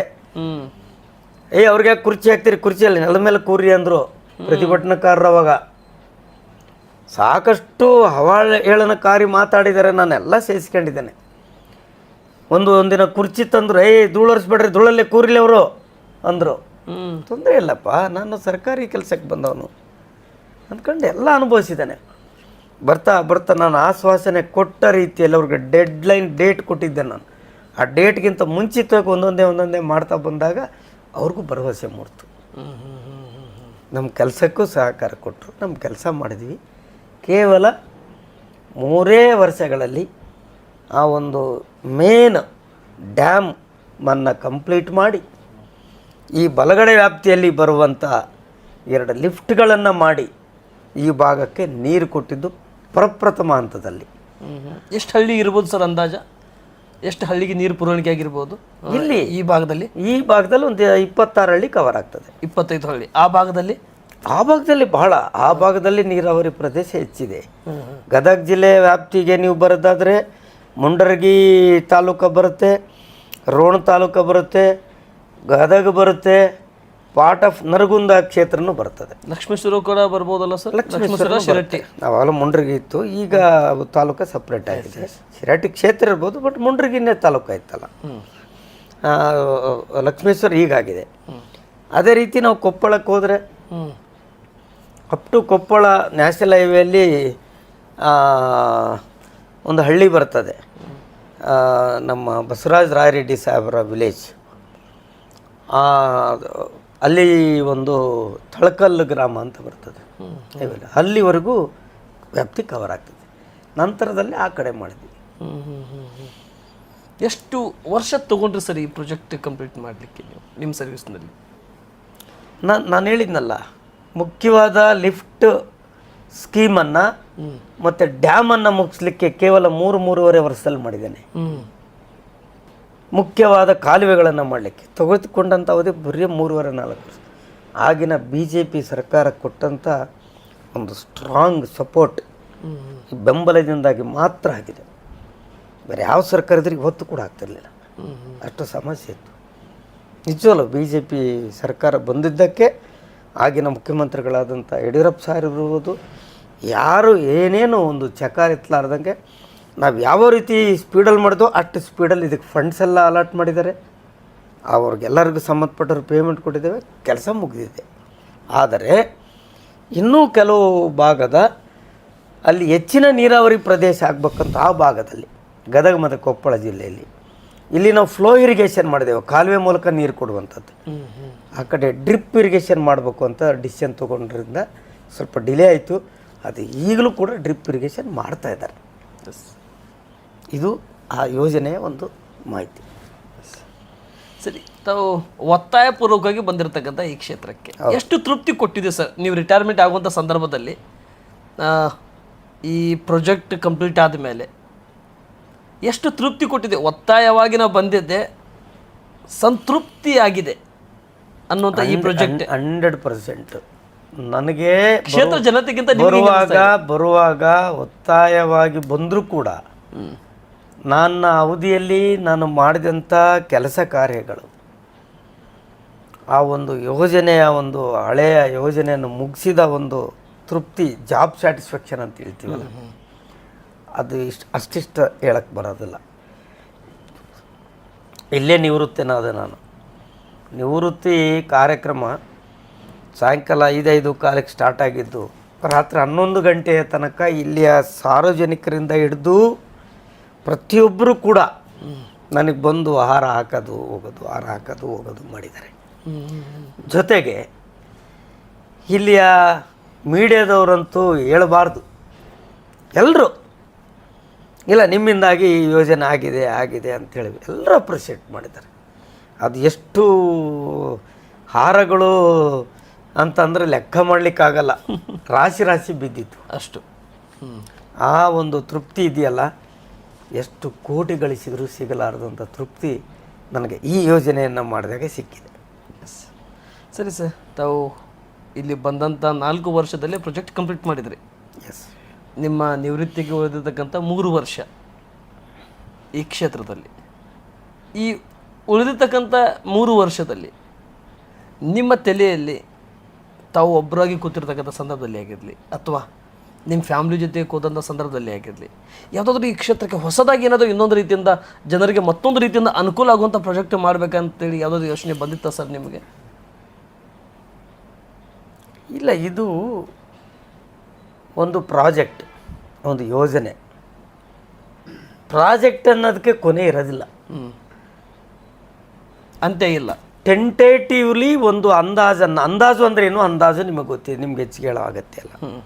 ಒಂದು ಅಂದಾಜು ಅಂತ ಇಷ್ಟು ಮಾಡಿರ್ತೀವಿ, ಅದು during the course of execution ಅದು ವೇರಿಯೇಷನ್ ಆಗ್ಬೋದು, ಕೆಲವೊಂದು ಆಲ್ಟ್ರೇಷನ್ಸು ಆಗ್ಬೋದು, ಚೇಂಜಸ್ಸು ಆಗ್ಬೋದು. ಬಟ್ ನನ್ನ ತಲೆಯಲ್ಲಿ ಈ ಭಾಗದಲ್ಲಿ ನನಗೇನಾರು ಅವಕಾಶ ಸಿಕ್ಕರೆ ಅದನ್ನು ಎಕ್ಸ್ಪ್ಯಾಂಡ್ ಮಾಡಬೇಕು ಅನ್ನೋ ಒಂದು ಮಹತ್ತರವಾದಂಥ ಉದ್ದೇಶ ಇತ್ತು. ಅದು ನನ್ನ ಪಬ್ಲಿಕ್ಕಿಗೆ ಹೇಳ್ದೋದ್ರು ಕೂಡ ಅವ್ರಿಗೂ ಗೊತ್ತಿತ್ತು, ಈ ಸಾಹೇಬರು ಬಂದರೆ ಇಲ್ಲಿ ನಮಗೆ ಇನ್ನೂ ಹೆಚ್ಚಿನ ಅನುಕೂಲ ಆಗೇ ಆಗುತ್ತೆ ಅಂತ ಒಂದು ದೃಷ್ಟಿಕೋನದ ಇಟ್ಕೊಂಡು ನನಗೆ ಬೆಂಬಲ ಕೊಟ್ಟಿದ್ದರು. 16ರಲ್ಲಿ ತಾವು ರಿಟೈರ್ಮೆಂಟ್ ಆದರು. ಅಲ್ಲಿಂದ ನಿಮ್ಮ ಪಯಣ ಮಾಯಕೊಂಡ ಕ್ಷೇತ್ರ ನಿಮ್ಮ ಗ್ರಾಮದ ಕಡೆ ಹೊಟ್ಟಿರಬಹುದಾ ಅಥವಾ ಸಹಜವಾಗಿ ನಿವೃತ್ತಿಯಾದಾಗ ನಾವು ರೆಸ್ಟ್ಲೆಸ್ ಆಗಿ ಕೆಲಸ ಮಾಡಿರ್ತೇವೆ. 24/7 ನಾನು ಕೆಲಸಗಾರ. ನಾನು ಕಾಯಕವೇ ಕೈಲಾಸ ಅಂತ ನನ್ನ ಬಸವಣ್ಣವರ ಒಂದು ತತ್ವದ ಅಡಿಯಲ್ಲಿ ಕೆಲಸ ಮಾಡಿದನು. ನಾನು ಎಲ್ಲೆಲ್ಲಿ ಕೆಲಸ ಮಾಡಿದನೋ ಅಲ್ಲೆಲ್ಲ ಬೇಕಾದ್ರೆ ನಿಮಗೆ ಇವತ್ತು ವಿವರಗಳನ್ನು ಕೊಡ್ತಾನೆ, ಕೇಳ್ಬೋದು. ಇವತ್ತು ಎಲ್ಲರೂ ನೆನಪು ಮಾಡ್ಕೋಬೇಕು. ಓದೋ ಗಂಗಪ್ಪ ಅಂತಂದರೆ ನಮ್ಮ ಸಾಹೇಬರು ಅನ್ಬೇಕು. ಆ ರೀತಿ ಪ್ರೀತಿ ವಿಶ್ವಾಸ ಗಳಿಸಿದಂಥ ಒಬ್ಬ ವ್ಯಕ್ತಿ ನಾನು. ಸಹಜವಾಗಿ ನಾನು ನನ್ನ ಸಂಸಾರ ಜೊತೆ ಇನ್ನೂ ಹೆಚ್ಚಿಗೆ ಕಾಲ ಕಳಿಬೇಕು, ಮಕ್ಕಳ ಬಗ್ಗೆ ಹೆಚ್ಚಿಗೆ ಗಮನ ಕೊಡಬೇಕು, ಫ್ಯಾಮಿಲಿ ಕಡೆ ಗಮನ ಕೊಡಬೇಕಂತ ಇದ್ದಂಥ ಸಂದರ್ಭದಲ್ಲಿ ನನ್ನ ನಿವೃತ್ತಿಯ ಟೈಮ್ನಲ್ಲೇ ಇಲ್ಲಿಯ ಜನ ಒತ್ತಡಕ್ಕೆ ನಾನು ರಾಜಕೀಯ ಪ್ರವೇಶ ಮಾಡಬೇಕಾಯಿತು. ಅದಕ್ಕಿಂತ ಪೂರ್ವದಲ್ಲಿ ನಾನು 2008ರಲ್ಲಿ ನನ್ನ ಮತಕ್ಷೇತ್ರ ಮಾಯ್ಕೊಂಡಾಗಿದ್ರು ಕೂಡ ಅಲ್ಲಿ ಕರೆದಿದ್ದರು, ನಾನು ಬರೋದಿಲ್ಲ ಅಂದೆ. ಬಿ ಜೆ ಪಿಯಿಂದಲೇ ಕರೆದಿದ್ರು 2008ರಲ್ಲಿ. ನಾನು ಬರೋದಿಲ್ಲ ಅಂದೆ. ಮತ್ತು ಇಲ್ಲಿ ನಿವೃತ್ತಿ ಆಗಿಬಿಟ್ಟಿದ್ದೆ. ನಿವೃತ್ತಿ ಆದ ನಂತರ ಮತ್ತೆ ಕರೆದಾಗಲೂ ಬೇಡ ಅನ್ನಬಾರ್ದು ಅಂತ ಒಂದೇ ಒಂದು ದೃಷ್ಟಿಯಿಂದ ಆಯಿತು. ಜನರಿಗೆ ಸೇವೆ ಮಾಡಲಿಕ್ಕೆ ಯಾಕೆ ಇನ್ನೂ ಭಗವಂತ ನನಗೊಂದು ಅವಕಾಶ ಕೊಟ್ಟಿದ್ದಂಗೆ ಅದಾನೆ. ಒಂದು ಕಡೆ ಫ್ಯಾಮ್ಲಿಗೆ ತೊಂದರೆ ಆದರೂ ಪರವಾಗಿಲ್ಲ, ಮತ್ತೊಂದು ಸ್ವಲ್ಪ ಪ್ರಯತ್ನ ಮಾಡೋಣ ಅಂತ ನಾನು ನಿಂತ್ಕೊಂಡೆ. ಆದರೆ ನಿಂತ್ಕೊಂಡಾಗ ನನಗೆ 45,000 ಮತಗಳನ್ನು ಕೊಟ್ಟು ನನಗಿಲ್ಲಿ ಅತ್ಯಂತ ಗೌರವ ಸ್ಥಾನದಲ್ಲಿ ಇಟ್ಟಿದ್ದಾರೆ. ಒಂದು ಸೆಕೆಂಡ್ ಸರ್, ಜನಸಾಮಾನ್ಯರು ಬಂದು ನಿಮ್ಮನ್ನು ರಿಕ್ವೆಸ್ಟ್ ಮಾಡಿಕೊಂಡ್ರು, ಮನವಿ ಮಾಡಿಕೊಂಡ್ರು, ನೀವು 2 ತಿಂಗಳ ಕಾಲ ನನಗೆ ಯೋಚನೆ ಮಾಡಲಿಕ್ಕೆ ಅವಕಾಶ ಕೊಡಿ ಅಂತ ತಾವು ಕೇಳಿದ್ವಿ. ಆದರೆ ಜನಸಾಮಾನ್ಯರು ಇದೇ ಪಕ್ಷಕ್ಕೆ ನೀವು ಹೋಗಬೇಕಂತೇಳಿ ನಿಮ್ಮನ್ನು ದಾರಿ ತೋರಿಸಿದ್ರ, ಅಥವಾ ಸ್ವತಂತ್ರವಾಗೇ ನೀವು ನೀವು ಮುಂದೆ ಹೋಗಬೇಕಂತ ನಿಮ್ಮನ್ನು ದಾರಿ ತೋರಿಸಿದ್ರ, ಅಥವಾ ನೀವು ಈ ಕ್ಷೇತ್ರದಲ್ಲಿ ಒಂದು ಪಕ್ಷನೇ ಆಯ್ಕೆ ಮಾಡಬೇಕಂತ ನಿಮಗೊಂದು ಅವಕಾಶ ಕೊಟ್ರ ಸರ್? ಇಲ್ಲಿಯ ಜನರು ಕರೆದಾಗ ಈ ಪಕ್ಷಕ್ಕೆ ಬನ್ನಿ ಆ ಪಕ್ಷಕ್ಕೆ ಬನ್ನಿ ಅಂತ ಅನ್ನಲಿಲ್ಲ. ನೀವು ನಮ್ಮ ಕ್ಷೇತ್ರಕ್ಕೆ ಸೇವೆ ಮಾಡಬೇಕು ಸರ್, ರಾಜಕೀಯಕ್ಕೆ ಬನ್ನಿ ಅಂತ ಜನರಲ್ಲಾಗಿ ಹೇಳಿದರು. ಬಟ್ ನನ್ನ ಆಯ್ಕೆ ಭಾರತೀಯ ಜನತಾ ಪಕ್ಷ. ಹೇಳ್ಬಿಡ್ತೇನೆ ಯಾಕೆ ಭಾರತೀಯ ಜನತಾ ಪಕ್ಷ ಯಾಕೆ ಅನ್ನೋದನ್ನು ಹೇಳ್ತೇನೆ. ಅದು ಯಾಕೆ ಏನನ್ನೋದು ನನಗೂ ಗೊತ್ತಿಲ್ಲ. ನಾನು ಚಿಕ್ಕ ಹುಡುಗನಿದ್ದಾಗ ಬಾಲ್ಯದಿಂದ ನಾನು ಅದೇನೋ ದೇಶಾಭಿಮಾನ, ದೇಶದ ಬಗ್ಗೆ ಅಪಾರವಾದಂಥ ಕಾಳಜಿ, ಅಪಾರವಾದ ಅಭಿಮಾನ ನನಗೆ. ಅದು ಅದು ಔ ಟು ಎಕ್ಸ್ಪ್ರೆಸ್ ಅನ್ನೋದು ನನಗೂ ಭಾಳ ಡಿಫಿಕಲ್ಟ್ ಆಗ್ತದೆ. ಭಾರತೀಯ ಜನತಾ ಪಕ್ಷ ಇದಕ್ಕೆ ಹಿಂದೆ ಜನಸಂಘ ಇದ್ದಂಥ ಕಾಲದಲ್ಲಿ ನಾವೆಲ್ಲ ಪ್ರಭಾವಿತರಾಗಿದ್ದು ಅಟಲ್ ಬಿಹಾರಿ ವಾಜಪೇಯಿ ಪಾರ್ಲಿಮೆಂಟೇರಿಯನ್ ಅವರು. ಪಾರ್ಲಿಮೆಂಟ್ನಲ್ಲಿ ಅವ್ರು ಮಾತಾಡಬೇಕಾದ್ರೆ ನಮಗೆಲ್ಲ ರೋಮಾಂಚನ ಆಗುವ ರೀತಿಯಲ್ಲಿ ಒಂದು ಮೋಟಿವೇಶನ್ ಕೊಡುವಂಥ ಸ್ಪೀಚನ್ನು ರೋಲ್ ಮಾಡಲ್. ಸೊ ಆ ಪಕ್ಷದಲ್ಲಿ ಇದ್ದಾಗ ನಮ್ಮದು ಏನಾರು ಒಂದು ಕಾರಣಕ್ಕೆ ದೇಶಕ್ಕೆ ಕೊಡಬೇಕು, ಅದು ಒಂದೇ ಉದ್ದೇಶ, ಬೇರೆ ಏನಲ್ಲ. ಅದಕ್ಕಾಗಿ ನಾವು ಯಾವ ಪಕ್ಷ ಕರೆದ್ರೂ ಹೋಗಿಲ್ಲ. ನನಗೂ ಬೇರೆ ಬೇರೆ ಪಕ್ಷದವ್ರು ಭಾಳ ಒತ್ತಾಯ ಮಾಡಿದ್ದಾರೆ. ನಾನು I don't want to mention the parties ನಾವು. After my retirement, before my retirement ಬೇರೆ ಪಕ್ಷದವರು ಕರೆದಾರೆ ನನಗೆ. ಪಕ್ಷಾತೀತವಾಗಿ ಮನಸ್ಸು ಮಾಡಿಲ್ಲ, ಹೋಗಿಲ್ಲ. ಅದಕ್ಕಾಗಿ ಟಿಕೆಟ್ ಸಿಗಲಾರ್ದಾಗ 2018ರಲ್ಲಿ ಇಂಡಿಪೆಂಡೆಂಟ್ ಆಗಿ ನಿಂತೇವಿನ ನಾನು ಇನ್ನೊಂದು ಪಕ್ಷ ಕರೆದ್ರೂ ಹೋಗಿಲ್ಲ. ಎಸ್ ಸರ್, ಒಂದು ಸೆಕೆಂಡ್ ಸರ್. ಎಸ್, ಒತ್ತಾಯ ಮಾಡಿದ್ರು ಭಾರತೀಯ ಜನತಾ ಪಕ್ಷದಿಂದ ಟಿಕೆಟ್ ಕೇಳಿದ್ವಿ. ಈ ಸ್ವತಂತ್ರವಾಗಿ ನಿಲ್ಲಲಿಕ್ಕೆ ಇದೇ ಮತದಾರೇ ನಿಮಗೆ ಒತ್ತಾಯ ಮಾಡಿದ್ರ ಅಥವಾ ನಿಮ್ಮ ನಿರ್ಣಯನ ಸರ್, ಅಥವಾ ಟಿಕೆಟ್ ಸಿಕ್ಕಿಲ್ಲ ಅಂತೇಳಿ ಆ ಕಾರಣಕ್ಕಾಗಿ ನೀವು ನಿಂತರ? ಟಿಕೆಟ್ಟು ಯಾವತ್ತೂ ಸಿಗಲಿಲ್ಲೋ, ಯಾಕಂದರೆ ನಾನು ಭಾರತೀಯ ಜನತಾ ಪಾರ್ಟಿಗೆ ಅಧಿಕೃತವಾಗಿ ಸೇರ್ಪಡೆಯಾಗಿದ್ದು ಸನ್ಮಾನ್ಯ ಯಡಿಯೂರಪ್ಪ ಸಾಹೇಬರು ಒಂದು ರಾಜ್ಯಾಧ್ಯಕ್ಷರಿದ್ದಂಥ ಕಾಲದಲ್ಲಿ. ಇಲ್ಲಿಗೆ ಬಂದಿದ್ದರು, ಹೂವಿನಡಗಲಿಗೆ ಬಂದಾಗ ಆವಾಗಿನ ಜನಾರ್ದನ್ ರೆಡ್ಡಿ ಸಾಹೇಬ್ರಿರ್ಬೋದು, ನಮ್ಮ ಆಗಿನ MP ಆದಂಥ ಶ್ರೀರಾಮುಲು ಸಾಹೇಬ್ರು ಇದ್ದಿರ್ಬೋದು, ಇಲ್ಲಿಯ ಮುಖಂಡರುಗಳು ಕೂಡ ಭಾಳ ಒತ್ತಾಯ ಮಾಡಿದರು. ಅವರೆಲ್ಲರ ಅಪೇಕ್ಷೆ ಮೇರೆಗೆ ನಾನು BJPಯನ್ನು ಸೇರ್ಪಡೆ ಆಯ್ತು. ನಾವೆಲ್ಲ ಅಧಿಕಾರಿಗಳಾಗಿ ಮನಸ್ಸಲ್ಲಿ ಇಟ್ಕೊಳ್ಳೋರು, ನಾವು ಎಕ್ಸ್ಪ್ರೆಸ್ ಮಾಡೋಂಥವ್ರಲ್ಲ. ಈಗ ನಾನು ಫ್ರೀ ಇದ್ದೀನಿ, ನಾನೊಬ್ಬ ದೇಶಾಭಿಮಾನಿ ಅಂತ ಹೇಳ್ತೀನಿ. PUC ಓದಕ್ಕಾರ ನಾನು ಮಿಲ್ಟ್ರಿ ಸೇರಕ್ಕೆ ಹೋದವನು, ದೇಶಕ್ಕೆ ಸೇವೆ ಮಾಡೋಕ್ಕೂ. ನಮ್ಮ ಮನೆಯಲ್ಲೇ 9 ಜನ ಇದ್ದೇವೆ, ಎಲ್ಲರೂ ಇಲ್ಲೇ ಊರಲ್ಲಿ ಇದ್ದುಬಿಟ್ರೆ ದೇಶಕ್ಕೆ ಯಾರು ದುಡಿಬೇಕಂತ. ನನ್ನ ಅದೃಷ್ಟನೋ ದುರದೃಷ್ಟನೋ ಅವತ್ತು ಆ ಇಂಟರ್ವ್ಯೂ ಕ್ಯಾನ್ಸಲ್ ಆಯಿತು. ನಾನು PUC ಮುಗಿದ ಕೂಡಲೇ ಇಂಜಿನಿಯರಿಂಗ್ ಸೇರಿದೆ. Otherwise I would have become a soldier by this time, ex service man ಆಗ್ತಿದ್ದೆ ನಾನು. ದಿಸ್ ಈಸ್ ಮೈ ಒಂದಿದು. ನಾನು ಒಂಥರ ಖಡಾಖಂಡಿತವಾಗಿ ಮಾತಾಡೋನು, ನೇರವಾಗಿ ಮಾತಾಡೋನು, ಸುಳ್ಳು ಭರವಸೆಗಳನ್ನು ಕೊಡುವ ಅಲ್ಲ. ನಾನು ಅಧಿಕಾರಕ್ಕೆ ರಿಟೈರ್ಡ್ ಆಗಿರೋನು. ರಾಜಕೀಯದಲ್ಲಿ ಸುಳ್ಳು ಹೇಳಿ ರಾಜಕೀಯಕ್ಕೆ ಬರೋರೇ ಭಾಳ. ಹೌದು. ಇವತ್ತು ಇದಕ್ಕೇನು ಬೇಕು ಎಲ್ಲ ನಮ್ಮನೆ ಸುಳ್ಳು ಹೇಳ್ತಾರೆ, ನಾಳೆ ಅದನ್ನು ನಾನೆಲ್ಲಿ ಹೇಳಿದ್ದ ಅಂತ ಹೇಳ್ತಾರೆ. ಅದೊಂದೇನೋ ನನ್ನ ವೀಕ್ನೆಸ್ ಇರಬೇಕು. ಕೆಲವು ನೇರ ನುಡಿಗಳು ಕೆಲವ್ರಿಗೆ ಇಡಿಸೋದಿಲ್ಲ, ಇಷ್ಟ ಆಗೋದಿಲ್ಲ. 23ರಲ್ಲಿ ಕೂಡ ತಾವು ಟಿಕೆಟ್ ಕೇಳಿದ್ರಿ, ಅದನ್ನು ಹೇಳ್ತಾನೆ. ಸಿಗಲಿಲ್ಲ, ನಾನು ಇಂಡಿಪೆಂಡೆಂಟಾಗಿ ನಿಲ್ಲಬೇಕಂತ ಇಲ್ಲೇ ಮತದಾರರೇ ಒತ್ತಾಯ ಮಾಡಿದ್ರು. ನೀವು ನಿಲ್ಲಲೇಬೇಕು, ಇಂಡಿಪೆಂಡೆಂಟಾಗಿ ಹಾಕ್ಲೇಬೇಕು ಅಂತಂದು. 23ರಲ್ಲಿ 18ರಲ್ಲಿ 18ರಲ್ಲಿ ಇಂಡಿಪೆಂಡೆಂಟ್ ಹಾಕ್ಬೇಕಂತ ಇವ್ರು ಒತ್ತಾಯ. ನಾನು ನಿಲ್ಲಕ್ಕೆ ಇಷ್ಟ ಇರಲಿಲ್ಲ. ಆಮೇಲೆ ಮತದಾರ ಕಂಡೀಷನ್ ಹಾಕಿದರು, ನೀವು ನಾಮಿನೇಷನ್ ಹಾಕಿ ವಾಪಸ್ ತೆಗೆದುಕೊಳ್ಳಬಾರ್ದು, ಗೆಲ್ಸೋದು ನಮ್ಮ ಕರ್ತವ್ಯ ಅಂತಂದ್ರೆ ಈ ಭಾಗದ ಜನ. ಹಾಗಾಗಿ ನಾನು ನಾಮಿನೇಷನ್ ಹಾಕಿ ನಾನು ಲಾಸ್ಟ್ ಡೇಟ್ ತನಕ ನನ್ನ ಫೋನೆಲ್ಲ ತೆಗೆದಿಟ್ಟು ಎಲ್ಲೋ ತಿರುಗಾಡ್ಕೊಂಡು ಲಾಟಿ ಬಂದೆ. ಇಲ್ಲೇ ಜನರ ಅಪೇಕ್ಷೆ ಹಂಗಾಗಿತ್ತು, ನನ್ನ ಮನಸ್ಸಲ್ಲ. ಜೊತೆಗೆ ಯಾರೂ ಕೂಡ ಪಾರ್ಟಿ ವತಿಯಿಂದ ನನಗೆ ಒತ್ತಡ ಬರಲಿಲ್ಲ ಅವಾಗ. ನೀನು ವಾಪಸ್ ತೊಗೊಳಪ್ಪ, ನಿನಗೆ ಈ ಸರಿ ಕೊಡಲಿಲ್ಲ ಅಂತ ನೀನು ಬೇಸರ ಆಗಬೇಡಾಗಿತ್ತು, ಒಬ್ಬರು ಬರಲಿಲ್ಲ. ಹಾಗಾಗಿ ಆ ನಿರ್ಣಯ ತೆಗೆದುಕೊಳ್ಬೇಕತ್ತು. ಪುನಃ ಯಡಿಯೂರಪ್ಪ ಸಾಹೇಬರು ನನ್ನ ಅಷ್ಟೊಂದು ಓಟ್ ತೊಗೊಂಡಾಗ 2018ರಲ್ಲಿ ಲೋಕಸಭಾ ಉಪಚುನಾವಣೆ ಬಂತು. ಲೋಕಸಭಾ ಉಪಚುನಾವಣೆ ಬಂದಂಥ ಸಂದರ್ಭದಲ್ಲಿ ನಮ್ಮ ಪಾರ್ಟಿಯಿಂದ ಬಳ್ಳಾರಿ ಲೋಕಸಭೆಗೆ ಜೆ ಶಾಂತಮ್ಮನವ್ರು ನಿಂತಿದ್ದರು, ಕಾಂಗ್ರೆಸ್ಸಿಂದ ಉಗ್ರಪ್ಪನವ್ರು ನಿಂತಿದ್ದರು. ನಾನು ಸಹಜವಾಗಿ ಇಂಡಿಪೆಂಡೆಂಟ್ ಇದ್ದರಿಂದ ನಾನು ಯಾವ ಪಾರ್ಟಿಗೂ ಹೋಗಿರಲಿಲ್ಲ. ಬಟ್ ಆವಾಗ ಎಲ್ಲ ಇಲ್ಲಿ ಬಂದಾಗ ನಮ್ಮ ಲೀಡರ್ಸ್ ಎಲ್ಲ ಓಡಾಡ್ತಿದ್ದಾಗ ನಮ್ಮ ಕ್ಷೇತ್ರದಲ್ಲಿ ಗಂಗಪ್ಪ ಸಾಹೇಬ್ರನ್ನ ಪಾರ್ಟಿ ಕರ್ಕೊಂಡ್ರೆ ನಾವು ಬರ್ತೇವೆ, ಇಲ್ಲಿದ್ರೆ ನಾವು ಬರೋದಿಲ್ಲ ಅಂತ ಒಂದು ಮೆಸೇಜನ್ನು ಕಳಿಸಿದರು. ಕೂಡಲೇ ನಿಮ್ಗೆ ಇನ್ನೂ ಹೇಳ್ತಾನೆ, ಇದೇ ರೀತಿ ದಸರಾ ಹತ್ತತ್ರ ಇತ್ತು, ನವಮಿನೋ ದಶಮಿ ಹಬ್ಬ ಆಗಿತ್ತು, ವಿಜಯದಶಮಿ. ಆ ಟೈಮಲ್ಲಿ ನನಗೆ ನಮ್ಮ ಭಾರತೀಯ ಜನತಾ ಪಕ್ಷದ ವತಿಯಿಂದ ಫೋನ್ ಬಂತು, ಇಲ್ಲ ಯಡಿಯೂರಪ್ಪ ಸಾಹೇಬರು ನಿಮ್ಮನ್ನು ಪಕ್ಷದಿಂದ ಉಚ್ಚಾಟನೆ ಮಾಡಿದ್ರು, ಈಗ ಪುನಃ ಸೇರ್ಪಡೆ ಮಾಡ್ಕೊಂಡಿದ್ದಾರೆ, ನಿಮ್ಮನ್ನು ಅದನ್ನು ಪಕ್ಷದಿಂದ ಇದಾಗ ರಿವೋಕ್ ಮಾಡಿದ್ದಾರೆ, ನೀವು ನಾಳೆಯಿಂದಲೇ ನೀವು ಕೆಲಸ ಮಾಡಿ. ಅಷ್ಟೊತ್ತಿಗೆಲ್ಲ ಚುನಾವಣೆನೂ ಘೋಷಣೆ ಆಗಿಬಿಡ್ತು. ನಾನು ನನ್ನ ಅಭಿಮಾನಿಗಳಿಗೆ ಮಾತಾಡಲಿಕ್ಕೆ ಟೈಮ್ ಇಲ್ಲ, ಇದನ್ನೆಲ್ಲ ತಿಳಿಸ್ಲಿಕ್ಕೆ ಟೈಮ್ ಇಲ್ಲ, ಬೇಗನೆ ಕಾಲ ಹೋಗ್ಬಿಟ್ರೆ ಮತ್ತೆ ಇದಾಗ್ಬಿಡುತ್ತೆ ಅಂತ ತಿಳ್ಕೊಂಡು ಅವರೆಲ್ಲರ ಒಂದು ಅಪೇಕ್ಷೆ ಮೇರೆಗೆ ಪುನಃ ಭಾರತೀಯ ಜನತಾ ಪಕ್ಷನಿಗೆ 2ನೇ ಬಾರಿ ಸೇರ್ಪಡೆ ಇದೆ 2018 ಅಕ್ಟೋಬರ್ನಲ್ಲಿ. ಆ ಟೈಮಲ್ಲಿ ನನಗೆ ಕಾಂಗ್ರೆಸ್ಸಿಂದ ಅಪಾರವಾದಂಥ ಒತ್ತಡ ಬಂದಿತ್ತು, ನಮ್ಮ ಪಾರ್ಟಿಗೆ ಬನ್ನಿ ಅಂತ.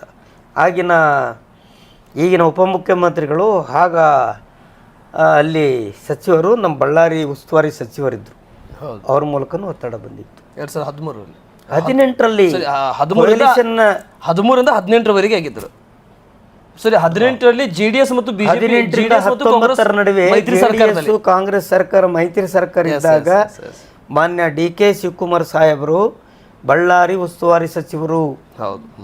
ಉಸ್ತುವಾರಿ ಸಚಿವರಿದ್ದಾಗ ಯಾರಪ್ಪ ಇಂಡಿಪೆಂಡೆಂಟ್ ಆಗಿ 45,000 ಓಟ್ ತೊಗೊಂಡಿರೋರು ಅವ್ರು ಕರ್ಕೊಬನ್ನಿ, ಅವ್ರಿಗೆ ಯಾವ ಕ್ಷೇತ್ರ ಬೇಕೋ ನಾನು ಕ್ಷೇತ್ರ ಕೊಡ್ತೇನೆ, ನಮ್ಮ ಪಾರ್ಟಿ ಕರ್ಕೊಬನ್ನಿ ಅಂದರು. ನಾನು ನಿಮ್ಗೊಂದು ಮಾತು ಹೇಳಿದ್ದೆ, ನಾನು ದೇಶದ ಬಗ್ಗೆ ಅಪಾರವಾದಂಥ ಅಭಿಮಾನ ಇಟ್ಕೊಂಡವನು. ಭಾರತೀಯ ಜನತಾ ಪಾರ್ಟಿಯ ಬಗ್ಗೆ ನಮ್ಗೆ ಈಗಲೂ ನಂಬಿಕೆ ಇದೆ. ದೇಶಕ್ಕೇನಾರ ಒಳ್ಳೆಯದಾಗೋದಾದರೆ ಓಲೈಕೆ ರಾಜಕೀಯ ಮಾಡಲಾರ್ದಂಥ ಒಂದು ಪಾರ್ಟಿ ಅಂದರೆ BJP. ಅದಕ್ಕಾಗಿ BJPಯನ್ನು ಸರ್ವಿಸಲ್ಲಿದ್ದಾಗ ಮನಸ್ಸಲ್ಲಿ ಇಟ್ಕೊಂಡಿವಿ, ಸರ್ವಿಸ್ ಮುಗಿದ್ಬಿಟ್ಲೆ BJPಯಲ್ಲಿದ್ದು ಓಪನ್ ಆಗಿ ಹೇಳ್ತಾ ಇದ್ದೆ, ನನ್ನ ಆಯ್ಕೆ BJP. ಆದ್ದರಿಂದ ನಾನು ಇಂಡಿಪೆಂಡೆಂಟ್ ನಿಂತೇವಿನ ಮೊನ್ನೆ ಟಿಕೆಟ್ ಕೊಡದೋದ್ರೂ ಕೂಡ ನಾನು ಮತ್ತೆ ಬೇರೆ ಪಾರ್ಟಿಗೆ ಹೋಗಿಲ್ಲ. 2 ಬಾರಿ ಕೂಡ ನಿರಾಸೆ ಆಯಿತು, ಲಾಸ್ ಆಯಿತು. ಈಗ ನಿರಾಸೆ ಆದರೂ ಕೂಡ ಅಲ್ಲಿ ಇಂಡಿಪೆಂಡೆಂಟ್ ನಿಂತರೆ ಇಲ್ಲಿ ಇಂಡಿಪೆಂಡೆಂಟ್ ಈಗಾದರೂ ಕೂಡ ಬಂದಿತ್ತಾ ಸರ್ ನಿಮಗೆ ಇಂಡಿಪೆಂಡೆಂಟ್ ಆಪ್ಷನ್? ಇಂಡಿಪೆಂಡೆಂಟ್ ಆರ ನಿಲ್ರಿ, ಇಲ್ಲಿದ್ರೆ JDS ಆರ ನಿಲ್ರಿ ಅಂತ ಒತ್ತಡ ತಂದರು. ಅಷ್ಟೊತ್ತಿಗೆ ನಮ್ಮ ಪಕ್ಷದ ವರಿಷ್ಠರು, ನನ್ನ ಹೆಸರು ಹೇಳಲಿಕ್ಕೆ ಹೋಗಲ್ಲ, ನನಗೆ ಅನೇಕ ಈ ಭಾಗದ ಪ್ರಭಾವಿತ ಸ್ವಾಮೀಜಿಗಳು ಎಲ್ಲರೂ ವಿನಂತಿ ಮಾಡಿಕೊಂಡ್ರು, ಬೇಡ BJP ಕ್ಯಾಂಡಿಡೇಟನ್ನು ಗೆಲ್ಲಿಸ್ಬೇಕಂದ್ರೆ ಒಳ್ಳೆಯವರೋ ಕೆಟ್ಟವರೋ ಗೊತ್ತಿಲ್ಲ, ಕೊಟ್ಟುಬಿಟ್ಟಿದ್ದಾರೆ. ನೀವು ಒಂದು ಡಿಗ್ನಿಫೈಡ್ ಆಫೀಸರ್ ಆಗಿ ಬಂದಂಥವ್ರು ನೀವು ಮತ್ತೆ ನಿಂತ್ಕೊಂಡ್ಬಿಟ್ರೆ ಹೋದ ಸರಿ ಆದಂಗೆ ಮೂರನೇವ್ರಿಗೆ ಲಾಭ ಆಗಬಾರ್ದು, ಕಾರ್ಯಕರ್ತರು ತೊಂದರೆ ಅನುಭವಿಸ್ತಾರೆ, ಅನ್ಯಾಯ ಆಗಬಾರ್ದು ಅಂದ್ಕೊಂಡು ಸ್ವಲ್ಪ ಎಲ್ಲ ಏನೋ ನನ್ನಲ್ಲಿ ರಿಕ್ವೆಸ್ಟ್ ಮಾಡಿಕೊಂಡಿದ್ದಕ್ಕೆ ಸರಿ ಅನ್ನಿಸ್ತು. ಎಲ್ಲರ ಮಾತಿಗೂ ಮನ್ನಣೆ ಕೊಟ್ಟು ಗೌರವ ಕೊಟ್ಟು ನಾನು ನಿಲ್ಲಿಲ್ಲ. 2023ರಲ್ಲಿ ಕೊನೆ ಗಳಿಗೆಯಲ್ಲಿ ಟಿಕೆಟ್ ತಂದರು. ಶ್ರೀ ಕೃಷ್ಣ ನಾಯಕರವರಿಗೆ ನಾವು ತನು ಮನ ಧನದಿಂದ ನಾವು ಮನಸ್ಸು ಮಾಡಿ ಪ್ರಚಾರ ಮಾಡಿದ್ವಿ, ಹಗಲು ರಾತ್ರಿ ಗೆಲ್ಲಿಸಿದ್ವಿ. ಗೆಲ್ಲಿಸಿದ ತೃಪ್ತಿ ನೆಮ್ಮದಿ ನನಗಿದೆ. ರಾಜ್ಯ ಸರ್ಕಾರದ ಮತ್ತು ಕೇಂದ್ರದ ನಾಯಕರಾಗಿರ್ತಕ್ಕಂಥ ಕಾಂಗ್ರೆಸ್ ಪಕ್ಷದ ರಾಹುಲ್ ಗಾಂಧಿಯವರು ಈ ರಾಜ್ಯದಲ್ಲಿ ಅನ್ನೋದಕ್ಕಿಂತ ಭಾರತ ದೇಶದಲ್ಲಿ ವೋಟ್ ಚೋರ್ ಆಗಿದೆ ಅನ್ನುವಂಥ ವಿಷಯ ಮತ್ತು ಅನ್ನುವಂಥ ಆರೋಪವನ್ನು ಕೂಡ ಮಾಡ್ತಾ ಇದ್ದಾರೆ. ಇದು ನಿಮ್ಮ ಪ್ರಕಾರದಿಂದ ತಾವು ಒಂದು ನಿವೃತ್ತಿ ಅಧಿಕಾರಿಯಾಗಿ ಈ ಕ್ಷೇತ್ರದ ಸೇವೆಯನ್ನು ಸಲ್ಲಿಸಿದ್ರಿ. ಯಾಕೆ ತಮಗೂ ಕೂಡ ಗೊತ್ತಿರೋದು, ತಾವು ಕೂಡ ಕೆಲವೊಂದು ಎಲೆಕ್ಷನ್ ಡ್ಯೂಟಿಗೂ ಕೂಡ ತಾವು ಕೂಡ ಹೋಗಿರ್ತೀರಿ ಅನ್ನೋಂಥ ವಿಷಯಗಳ ಬಗ್ಗೆ ನಾನು ಈ ಪ್ರಶ್ನೆನ ಕೇಳ್ತಾ ಇದ್ದೀನಿ. ವೋಟ್ ಚೋರ್ ಆಗಲಿಕ್ಕೆ ಸಾಧ್ಯ ಇದೆಯಾ ಸರ್? Highly impossible. ಅದು ಈ ಆರೋಪ ನಂಬಲಿಕ್ಕೆ ಅಸಾಧ್ಯವಾದಂಥ ಆರೋಪ ಅದು. ಆಗೇನಾದರೂ ಅವರು ಹೇಳಿದ್ದೇ ನಿಜ ಅಂದ್ಬಿಟ್ರೆ ಇವತ್ತೇನು ಔಟ್ ಆಫ್ ಔಟ್ ಅಂತ ಏನು ಹೇಳ್ತಾರಲ್ಲ, ಅವೆಲ್ಲ ಎಲೆಕ್ಟ್ರಾನಿಕ್ ಮೀಡಿಯಾದಲ್ಲೇ ಫೀಡ್ ಮಾಡೋದು. ಅದ್ರ ಮೇಲೂ ನಾವು ಅನುಮಾನ ಮಾಡಬೇಕಾಗ್ತದೆ. ಯಾರು ಔಟ್ ಆಫ್ ಔಟ್ ತೊಗೊಂಡಿರ್ತಾರಲ್ಲ, ಅವ್ರು ಔಟ್ ಆಫ್ ಔಟ್ ಎಲ್ಲ ಬರೀ ಎಲೆಕ್ಟ್ರಾನಿಕಲ್ಲಿ ಫೀಡ್ ಮಾಡಿದ್ದು ಅಂತ ಅನ್ಬೇಕಾಗ್ತದೆ. ಅಲ್ಲಿನೂ ಚೋರ್ ಮಾಡ್ಬೋದಲ್ಲ.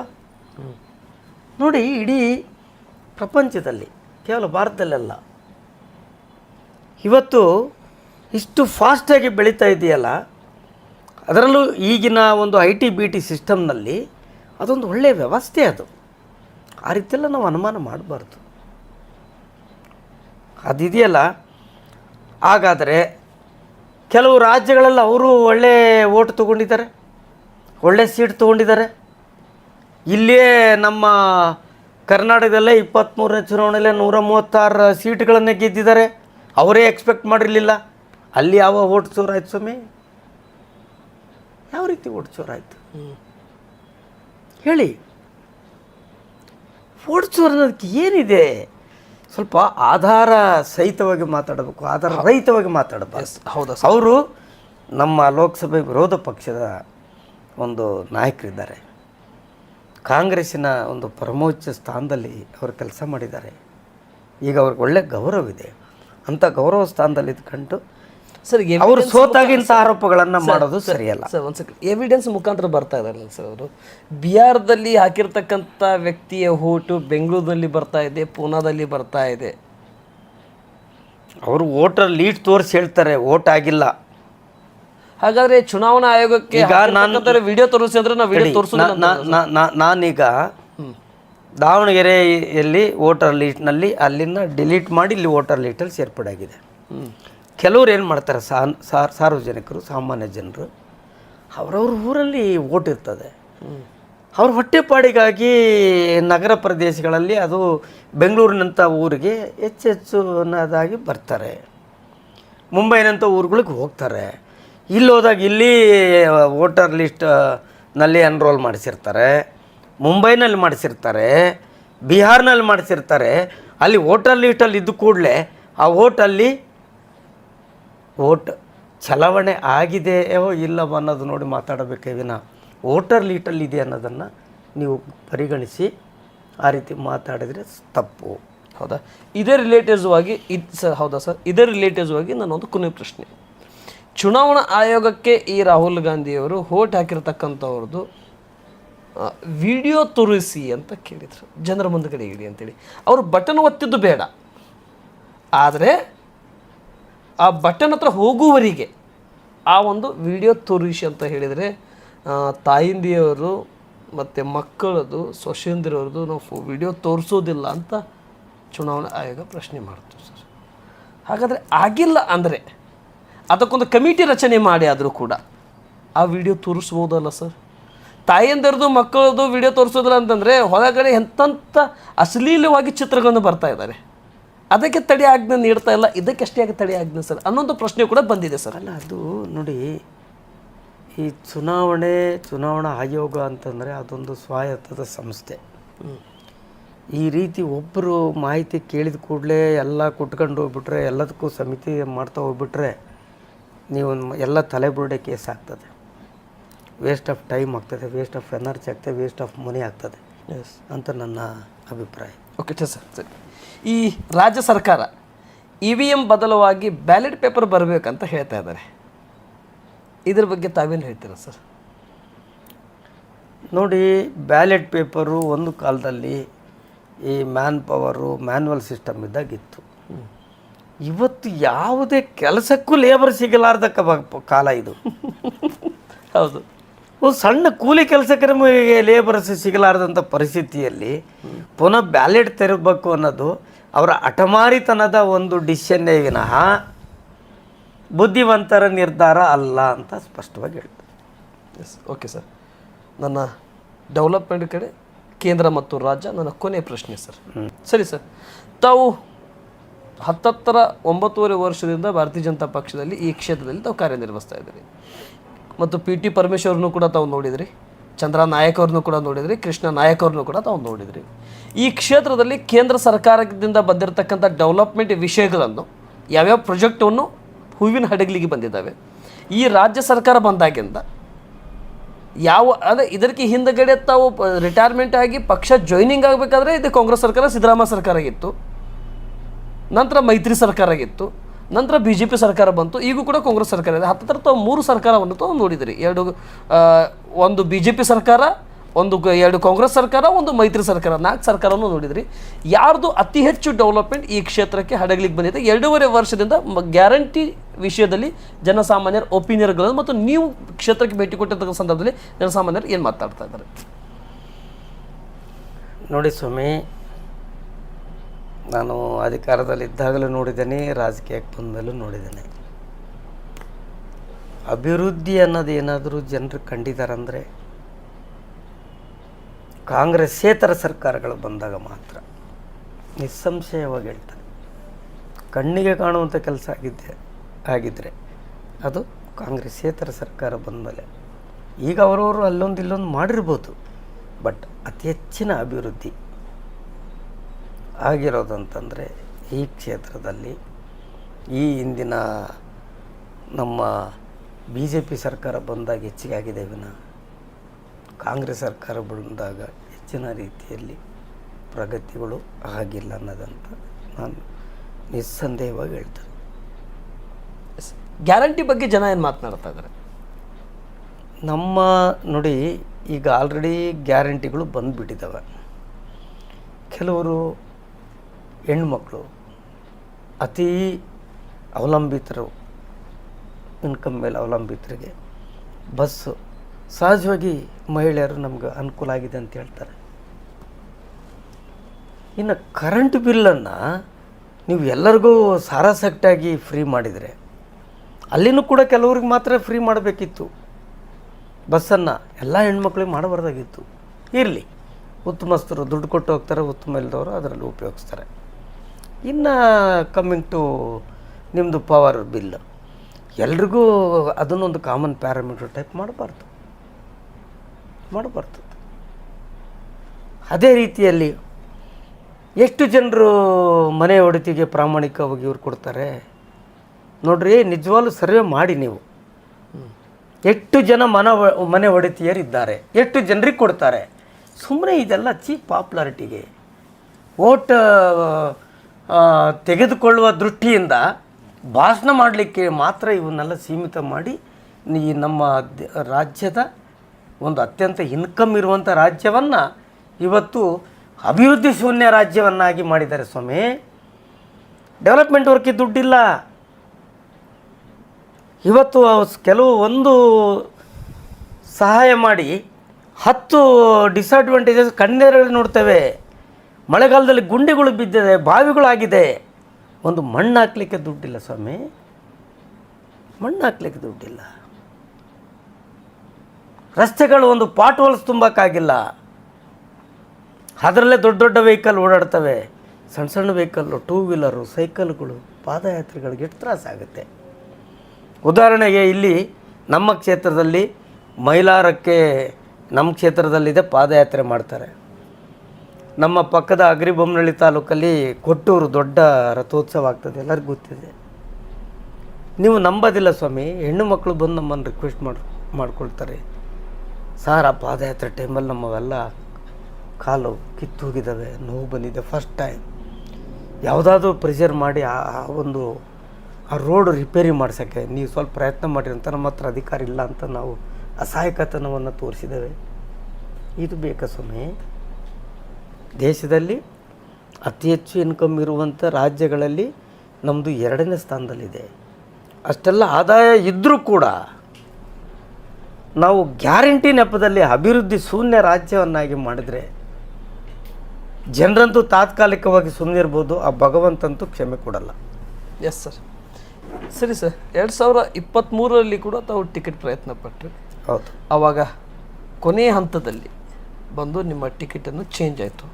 ಈ ಕೃಷ್ಣ ನಾಯಕರನ್ನು ಈ ಕ್ಷೇತ್ರದಿಂದ ಯುವಕನಿದ್ದಾನೆ ಅಂತೇಳಿ ಒಂದು ಅವಕಾಶ ಮಾಡಿಕೊಟ್ರು ಜನ, ಅಂದರೆ ಭಾರತೀಯ ಜನತಾ ಪಕ್ಷ ಅವಕಾಶ ಮಾಡಿಕೊಟ್ಟಿರ್ತಕ್ಕಂಥ ಸಂದರ್ಭದಲ್ಲಿ ಜನಸಾಮಾನ್ಯರು ನಾವು ಭೇಟಿ ಕೊಟ್ಟಿರ್ತಕ್ಕಂಥ ಸಂದರ್ಭದಲ್ಲಿ ನಮಗೆ ಬಂದಿರತಕ್ಕಂಥ ಕೆಲವೊಂದಿಷ್ಟು ವಿಷಯದಲ್ಲಿ ನಾವು ಕೆಲವೊಂದಿಷ್ಟು ಮೂಲದಿಂದ ತಿಳ್ಕೊಂಡಿರ್ತಕ್ಕಂಥ ಸಂದರ್ಭದಲ್ಲಿ ಕೃಷ್ಣ ನಾಯಕರು 71,000 ಮತ ತಗೊಂಡು 1444 ಮತ ಅಂತರದಿಂದ ಗೆದ್ದಿದ್ದಾರೆ. ಒಂದು ವೇಳೆ ಉದು ಗಂಗಪ್ಪ ಅವ್ರನ್ನೇ ಟಿಕೆಟ್ ಕೊಟ್ಟಿದ್ರೆ ಹೈಯೆಸ್ಟ್ ಲೀಡಿನಿಂದ ಗೆಲ್ತಿದ್ರು ಅನ್ನುವಂಥ ವಿಷಯಗಳನ್ನು ಮತದಾರರಲ್ಲಿ ಬಂದಿರತಕ್ಕಂಥ ಚರ್ಚೆಗೆ ಗಾಸವಾಗಿರ್ತಕ್ಕಂಥ ಈ ಒಂದು ವಿಷಯ. ಆದರೆ ಇದನ್ನೇ ಉಲ್ಟವಾಗಿ ಮಾತಾಡ್ತಾ ಇದ್ದಾರೆ ಸರ್ ಕೆಲವೊಂದಿಷ್ಟು ಮೂಲದಿಂದ ಬಂದಿರತಕ್ಕಂಥ ನಮಗೆ ಪ್ರಶ್ನೆ ಏನಂತೇಳಿ, ಇನ್ನಷ್ಟು ಸ್ವಲ್ಪ ಉದು ಗಂಗಪ್ಪ ಅವರು ಎಫರ್ಟ್ ಹಾಕಿದರೆ ಈ ಚುನಾವಣೆಯಲ್ಲಿ ಹೈಯೆಸ್ಟ್ ಲೀಡಿಂದ ನಮ್ಮ ನಾಯಕ ಕೃಷ್ಣ ನಾಯಕರು ಗೆಲ್ತಿದ್ರು ಅನ್ನುವಂಥ ವಿಷಯಗಳನ್ನು ಬರ್ತಾ ಇದೆ. ಇದಕ್ಕೆ ಯಾವ ರೀತಿ ಉತ್ತರ ಕೊಡ್ತೇವೆ ಸರ್ ನೀವು? ನೋಡಿ, ಒಬ್ಬ ನಾಯಕನಾಗಿ ಶಕ್ತಿ ಮೀರಿ ಎಷ್ಟು ಪ್ರಯತ್ನ ಮಾಡಬೇಕು ಅಷ್ಟು ಪ್ರಯತ್ನ ನಾವು ಹಾಕಿದ್ದೆವು. ಯಾವ ಕಾರಣಕ್ಕೂ ನಾವು ಪಕ್ಷಕ್ಕೆ ಅನ್ಯಾಯ ಆಗಬೇಕು, ತೊಂದರೆ ಆಗಬೇಕು, ನಾವು ಪಕ್ಷವನ್ನು ನೋಡಿ ಕೆಲಸ ಮಾಡಿದ್ದೇವೆ, ವ್ಯಕ್ತಿಯನ್ನು ನೋಡಿ ಮಾಡಿಲ್ಲ. ಈ ವ್ಯಕ್ತಿ ಯಾರಂತ ಇಲ್ಲಿ ಈ ತಾಲೂಕಿನವ್ರು ಆಗಿರ್ಬೋದು, ಅವರು ಹೆಚ್ಚಿನ ಪ್ರದೇಶಕ್ಕೆ ಗೊತ್ತೇ ಇಲ್ಲ. ಇನ್ನೂ ಚುನಾವಣೆ ಟೈಮಲ್ಲಂತೂ ಗೊತ್ತೇ ಇರಲಿಲ್ಲ. ನೀವು ಬೇಕಾದ್ರೆ ಕೇಳಿ ನೋಡಿ ನಮ್ಮ ಮತದಾರರನ್ನ. ನಾನು ಯಾವಾಗಲೂ ಇರ್ತಿದ್ದೆ, ಪ್ರತಿನಿತ್ಯ ಚುನಾವಣಾ ಪ್ರಚಾರದಲ್ಲಿರ್ತಿದ್ದೆ. ನಾನೇ ಈ ಹಿಂದೆ 7-8 ವರ್ಷ ಹೆಂಗೆ ಓಡಾಡ್ತಿದ್ನಲ್ಲ, ಆ ಓಡಾಟವನ್ನು ಆ ರೀತಿ ಇದು ನೋಡಿ ನನ್ನನ್ನೇ ಕ್ಯಾಂಡಿಡೇಟ್ ಅಂತ ತಿಳ್ಕೊಂಡ್ರು ಅನೇಕ ಜನ ಒಳ್ಳೆ ರೀತಿಯಲ್ಲೇ ಓಟ್ ಹಾಕ್ಯಾರ. ಇನ್ನು ಕೆಲವರು ತಿಳ್ಕೊಂಡು ಅನ್ಯಾಯ ಆಗಿದೆ ಅಯ್ಯಪ್ಪ ಹೇಳಿದ್ರು ಹಾಕಬಾರ್ದು ಅಂದ್ಕೊಂಡು ಹಾಕದೆ ಹೋದರೆ ಆ ಓಟು ನನ್ನ ಕೈನಲ್ಲಿಲ್ಲ, ಪಬ್ಲಿಕ್ ಕೈನಲ್ಲಿರ್ತದೆ. ಆ ರೀತಿಯಾಗಿ ಸ್ವಲ್ಪ ಕಡಿಮೆ ಆಗಿರೋವೇನ. ಯಾವ ಕಾರಣಕ್ಕೂ ಓದೋ ಗಂಗಪ್ಪ BJPಗೆ ಹಾಕಬೇಕು, ಕೃಷ್ಣನಾಯಕರನ್ನೇ ಗೆಲ್ಲಿಸ್ಬೇಕು, ನಮ್ಮ ಪಕ್ಷಕ್ಕೆ ಒಂದು ಗೌರವ ತರಬೇಕಂತ ಪ್ರಚಾರ ಮಾಡಿರೋ ವ್ಯಕ್ತಿನೇ ವಿನ ಬೇರೆ ಯಾವುದೇ ಒಂದು ಅನುಮಾನ ಆಗಲಿ ಮತ್ತೊಂದಾಗಲಿ ಯಾರು ವ್ಯಕ್ತಪಡಿಸಿಲ್ಲ, ವ್ಯಕ್ತಪಡಿಸ್ತಾನೂ ಇಲ್ಲ. ಮತ್ತು ವಿರೋಧವಾಗಿ ಕೆಲಸ ಮಾಡ್ರಿ ಅಂತ ಬರ್ತಾ ಇದೆಯಲ್ಲ ಸರ್, ಇಲ್ಲಿ ಯಾರು ಹೇಳ್ತಿದ್ದಾರೆ? ಸ್ವಲ್ಪ ಮೂಲದಿಂದ ಬಂದಿರತಕ್ಕಂಥ ವಿಷಯ, ರಾಜಕೀಯ ಮೇಲ್ಗಡೆ ಬಂದಿರೋ ಮೂಲಗಳು ಸರಿಯಾದ ಮೂಲಗಳಲ್ಲ. ನಾ ಹೇಳಿದ್ನಲ್ಲ, ಈಗ ನನಗೆ ಈಗಲೂ ಯಾವ ಪರಿಸ್ಥಿತಿ ಇದೆ ಅಂತಂದರೆ, ಎಲ್ಲ ಹೋಗಿ ಸರ್ ನೀವು ಕಳೆದ ಬಾರಿ ನಿಲ್ಲಬೇಕಿತ್ತು, ನೀವು ನಿಂತಿದ್ದರೆ ನಾವು ನಿಮ್ಮನ್ನು ಗೆಲ್ಲಿಸಿದ್ವಿ, ನಾವು ನಿಂತಿದ್ದರೆ ನಿಮ್ಗೆ ಗೆಲ್ಲಿಸಿದ್ವಿ, ಈಗಲೂ ಹೇಳ್ತಾರೆ. ಇದಕ್ಕೇನಂತೀರಿ ನೀವು? ನೀವೇನು ಉತ್ತರ ಕೊಡ್ತೀರಾ? ನಾವು ರೀ ಈಗ BJP ಅಂತ ಹೋದ್ರೆ ನಾವು ಬೈಸ್ಕೊಂಡು ಬರ್ತದವೆ, ನೀವು ನಿಲ್ಲಾರ್ದು ನಮ್ಮ ಮೋಸ ಮಾಡಿದಿರಂತ ನಾನು ಬೈಸ್ಕೊಂಡು ಬರ್ತದಾನೆ. ಆ ಅಭಿಮಾನ ನಮ್ಮ ಮತದಾರರಿದೆ. ಮೂಲಗಳು ನಿಮಗೆ ಬಂದಿರೋದು I don't agree with that, it is false. Okay sir, ಕೇಂದ್ರ ಸರ್ಕಾರದ ಕೊಡುಗೆ ಹೂವಿನ ಹಡಗಲಿಗೆ ಏನು ಸರ್?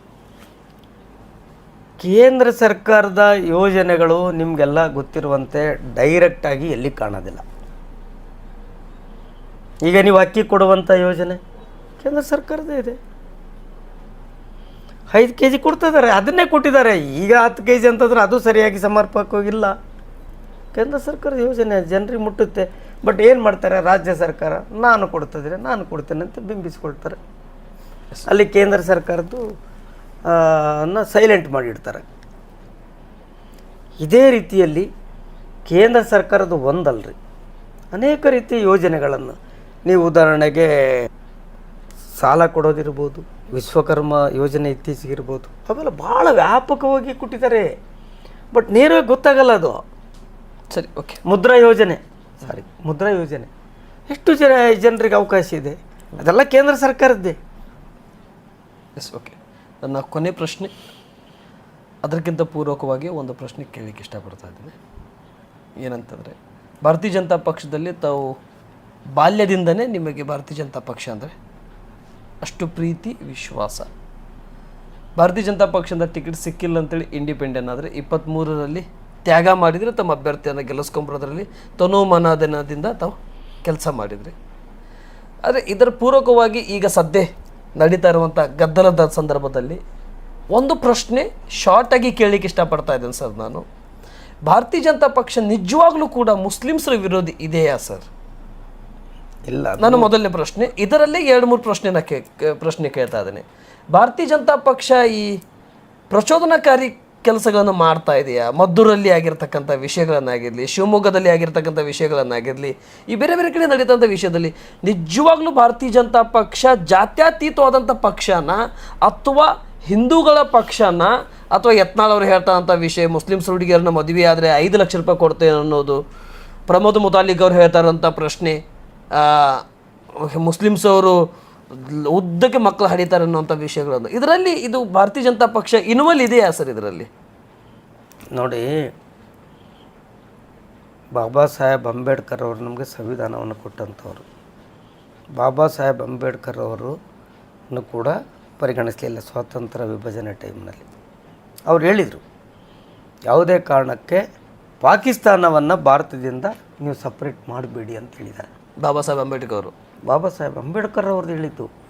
ಮಹಾತ್ಮ ಗಾಂಧೀಜಿ ಅವ್ರಿಗೆ ಹೇಳಿದ್ದಾರೆ, ಇಲ್ಲ ಮಾಡಲೇಬೇಕು ಅಂತಂದರು.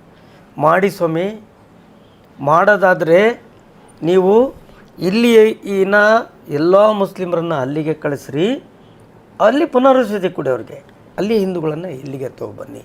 ಮುಂದಿನ ದಿನಗಳಲ್ಲಿ ಮತೀಯ ಘರ್ಷಣೆಗಳು, ಮತೀಯ ಗಲಭೆಗಳು ಆಗಬಾರ್ದು ಅನ್ನೋದನ್ನು ಆವಾಗ ಸಲಹೆ ಕೊಟ್ಟಿದ್ದಾರೆ. ಮಹಾತ್ಮ ಗಾಂಧೀಜಿಯವರು ಕೇಳಲಿಲ್ಲ, ಆಗಿನ ಪ್ರಧಾನಮಂತ್ರಿ ನೆಹರು ಅವರು ಕೂಡ, ಅಂದರೆ ಪ್ರಥಮ ಪ್ರಧಾನಿ ಆಗುವಂಥ ನೆಹರು ಅವರು ಕೂಡ ಕೇಳಲಿಲ್ಲ. ಅದೀಗ ಆಗ್ತಾಯಿದೆ. ಆ ಭಾವನೆ ಆವಾಗಿಂದ ಬಂದ್ಬಿಡ್ತದು. ಇಲ್ಲಿನ ಭಾರತೀಯರಲ್ಲಿ ಇರ್ರೆಸ್ಪೆಕ್ಟಿವ್ ಆಫ್ ಕಾಸ್ಟ್, ಕಮ್ಯುನಿಟಿ, ಕ್ರೀಡ, ನಾವೆಲ್ಲರೂ ಭಾರತೀಯರು ಅನ್ನೋ ಒಂದು ಭಾವನೆ ಇಟ್ಕೊಂಡ್ರೆ ಈ ಪ್ರಶ್ನೆ ಬರೋದಿಲ್ಲ. ನೀವು ಮಾತೆತ್ತಿದ್ರೆ ಅವ್ರಿಗೆ ಮಾತ್ರ ಸವಲತ್ತು ಕೊಡಿ, ಇವ್ರಿಗೆ ಅದು DJ ಬೇಡ, ಮತ್ತೊಂದು ಬೇಡ, ನೀವು ಇದು ಮೈಕ್ ಹಾಕ್ಯಬೇಡ್ರಿ, ಮೈಕ್ ಪರ್ಮಿಷನ್ ಕೊಡಬೇಡಿ ಅಂತ ಹೇಳಿದರೆ ಸೃಷ್ಟಿ ಮಾಡ್ತಾ ಇರೋದು ಕಾಂಗ್ರೆಸ್ ಸರ್ಕಾರ. ನಿಜವಲ್ಲ ಕೂಡ, ಇದು ನಾನು ವಾರಂಟಿ ಹೇಳ್ತೇನೆ.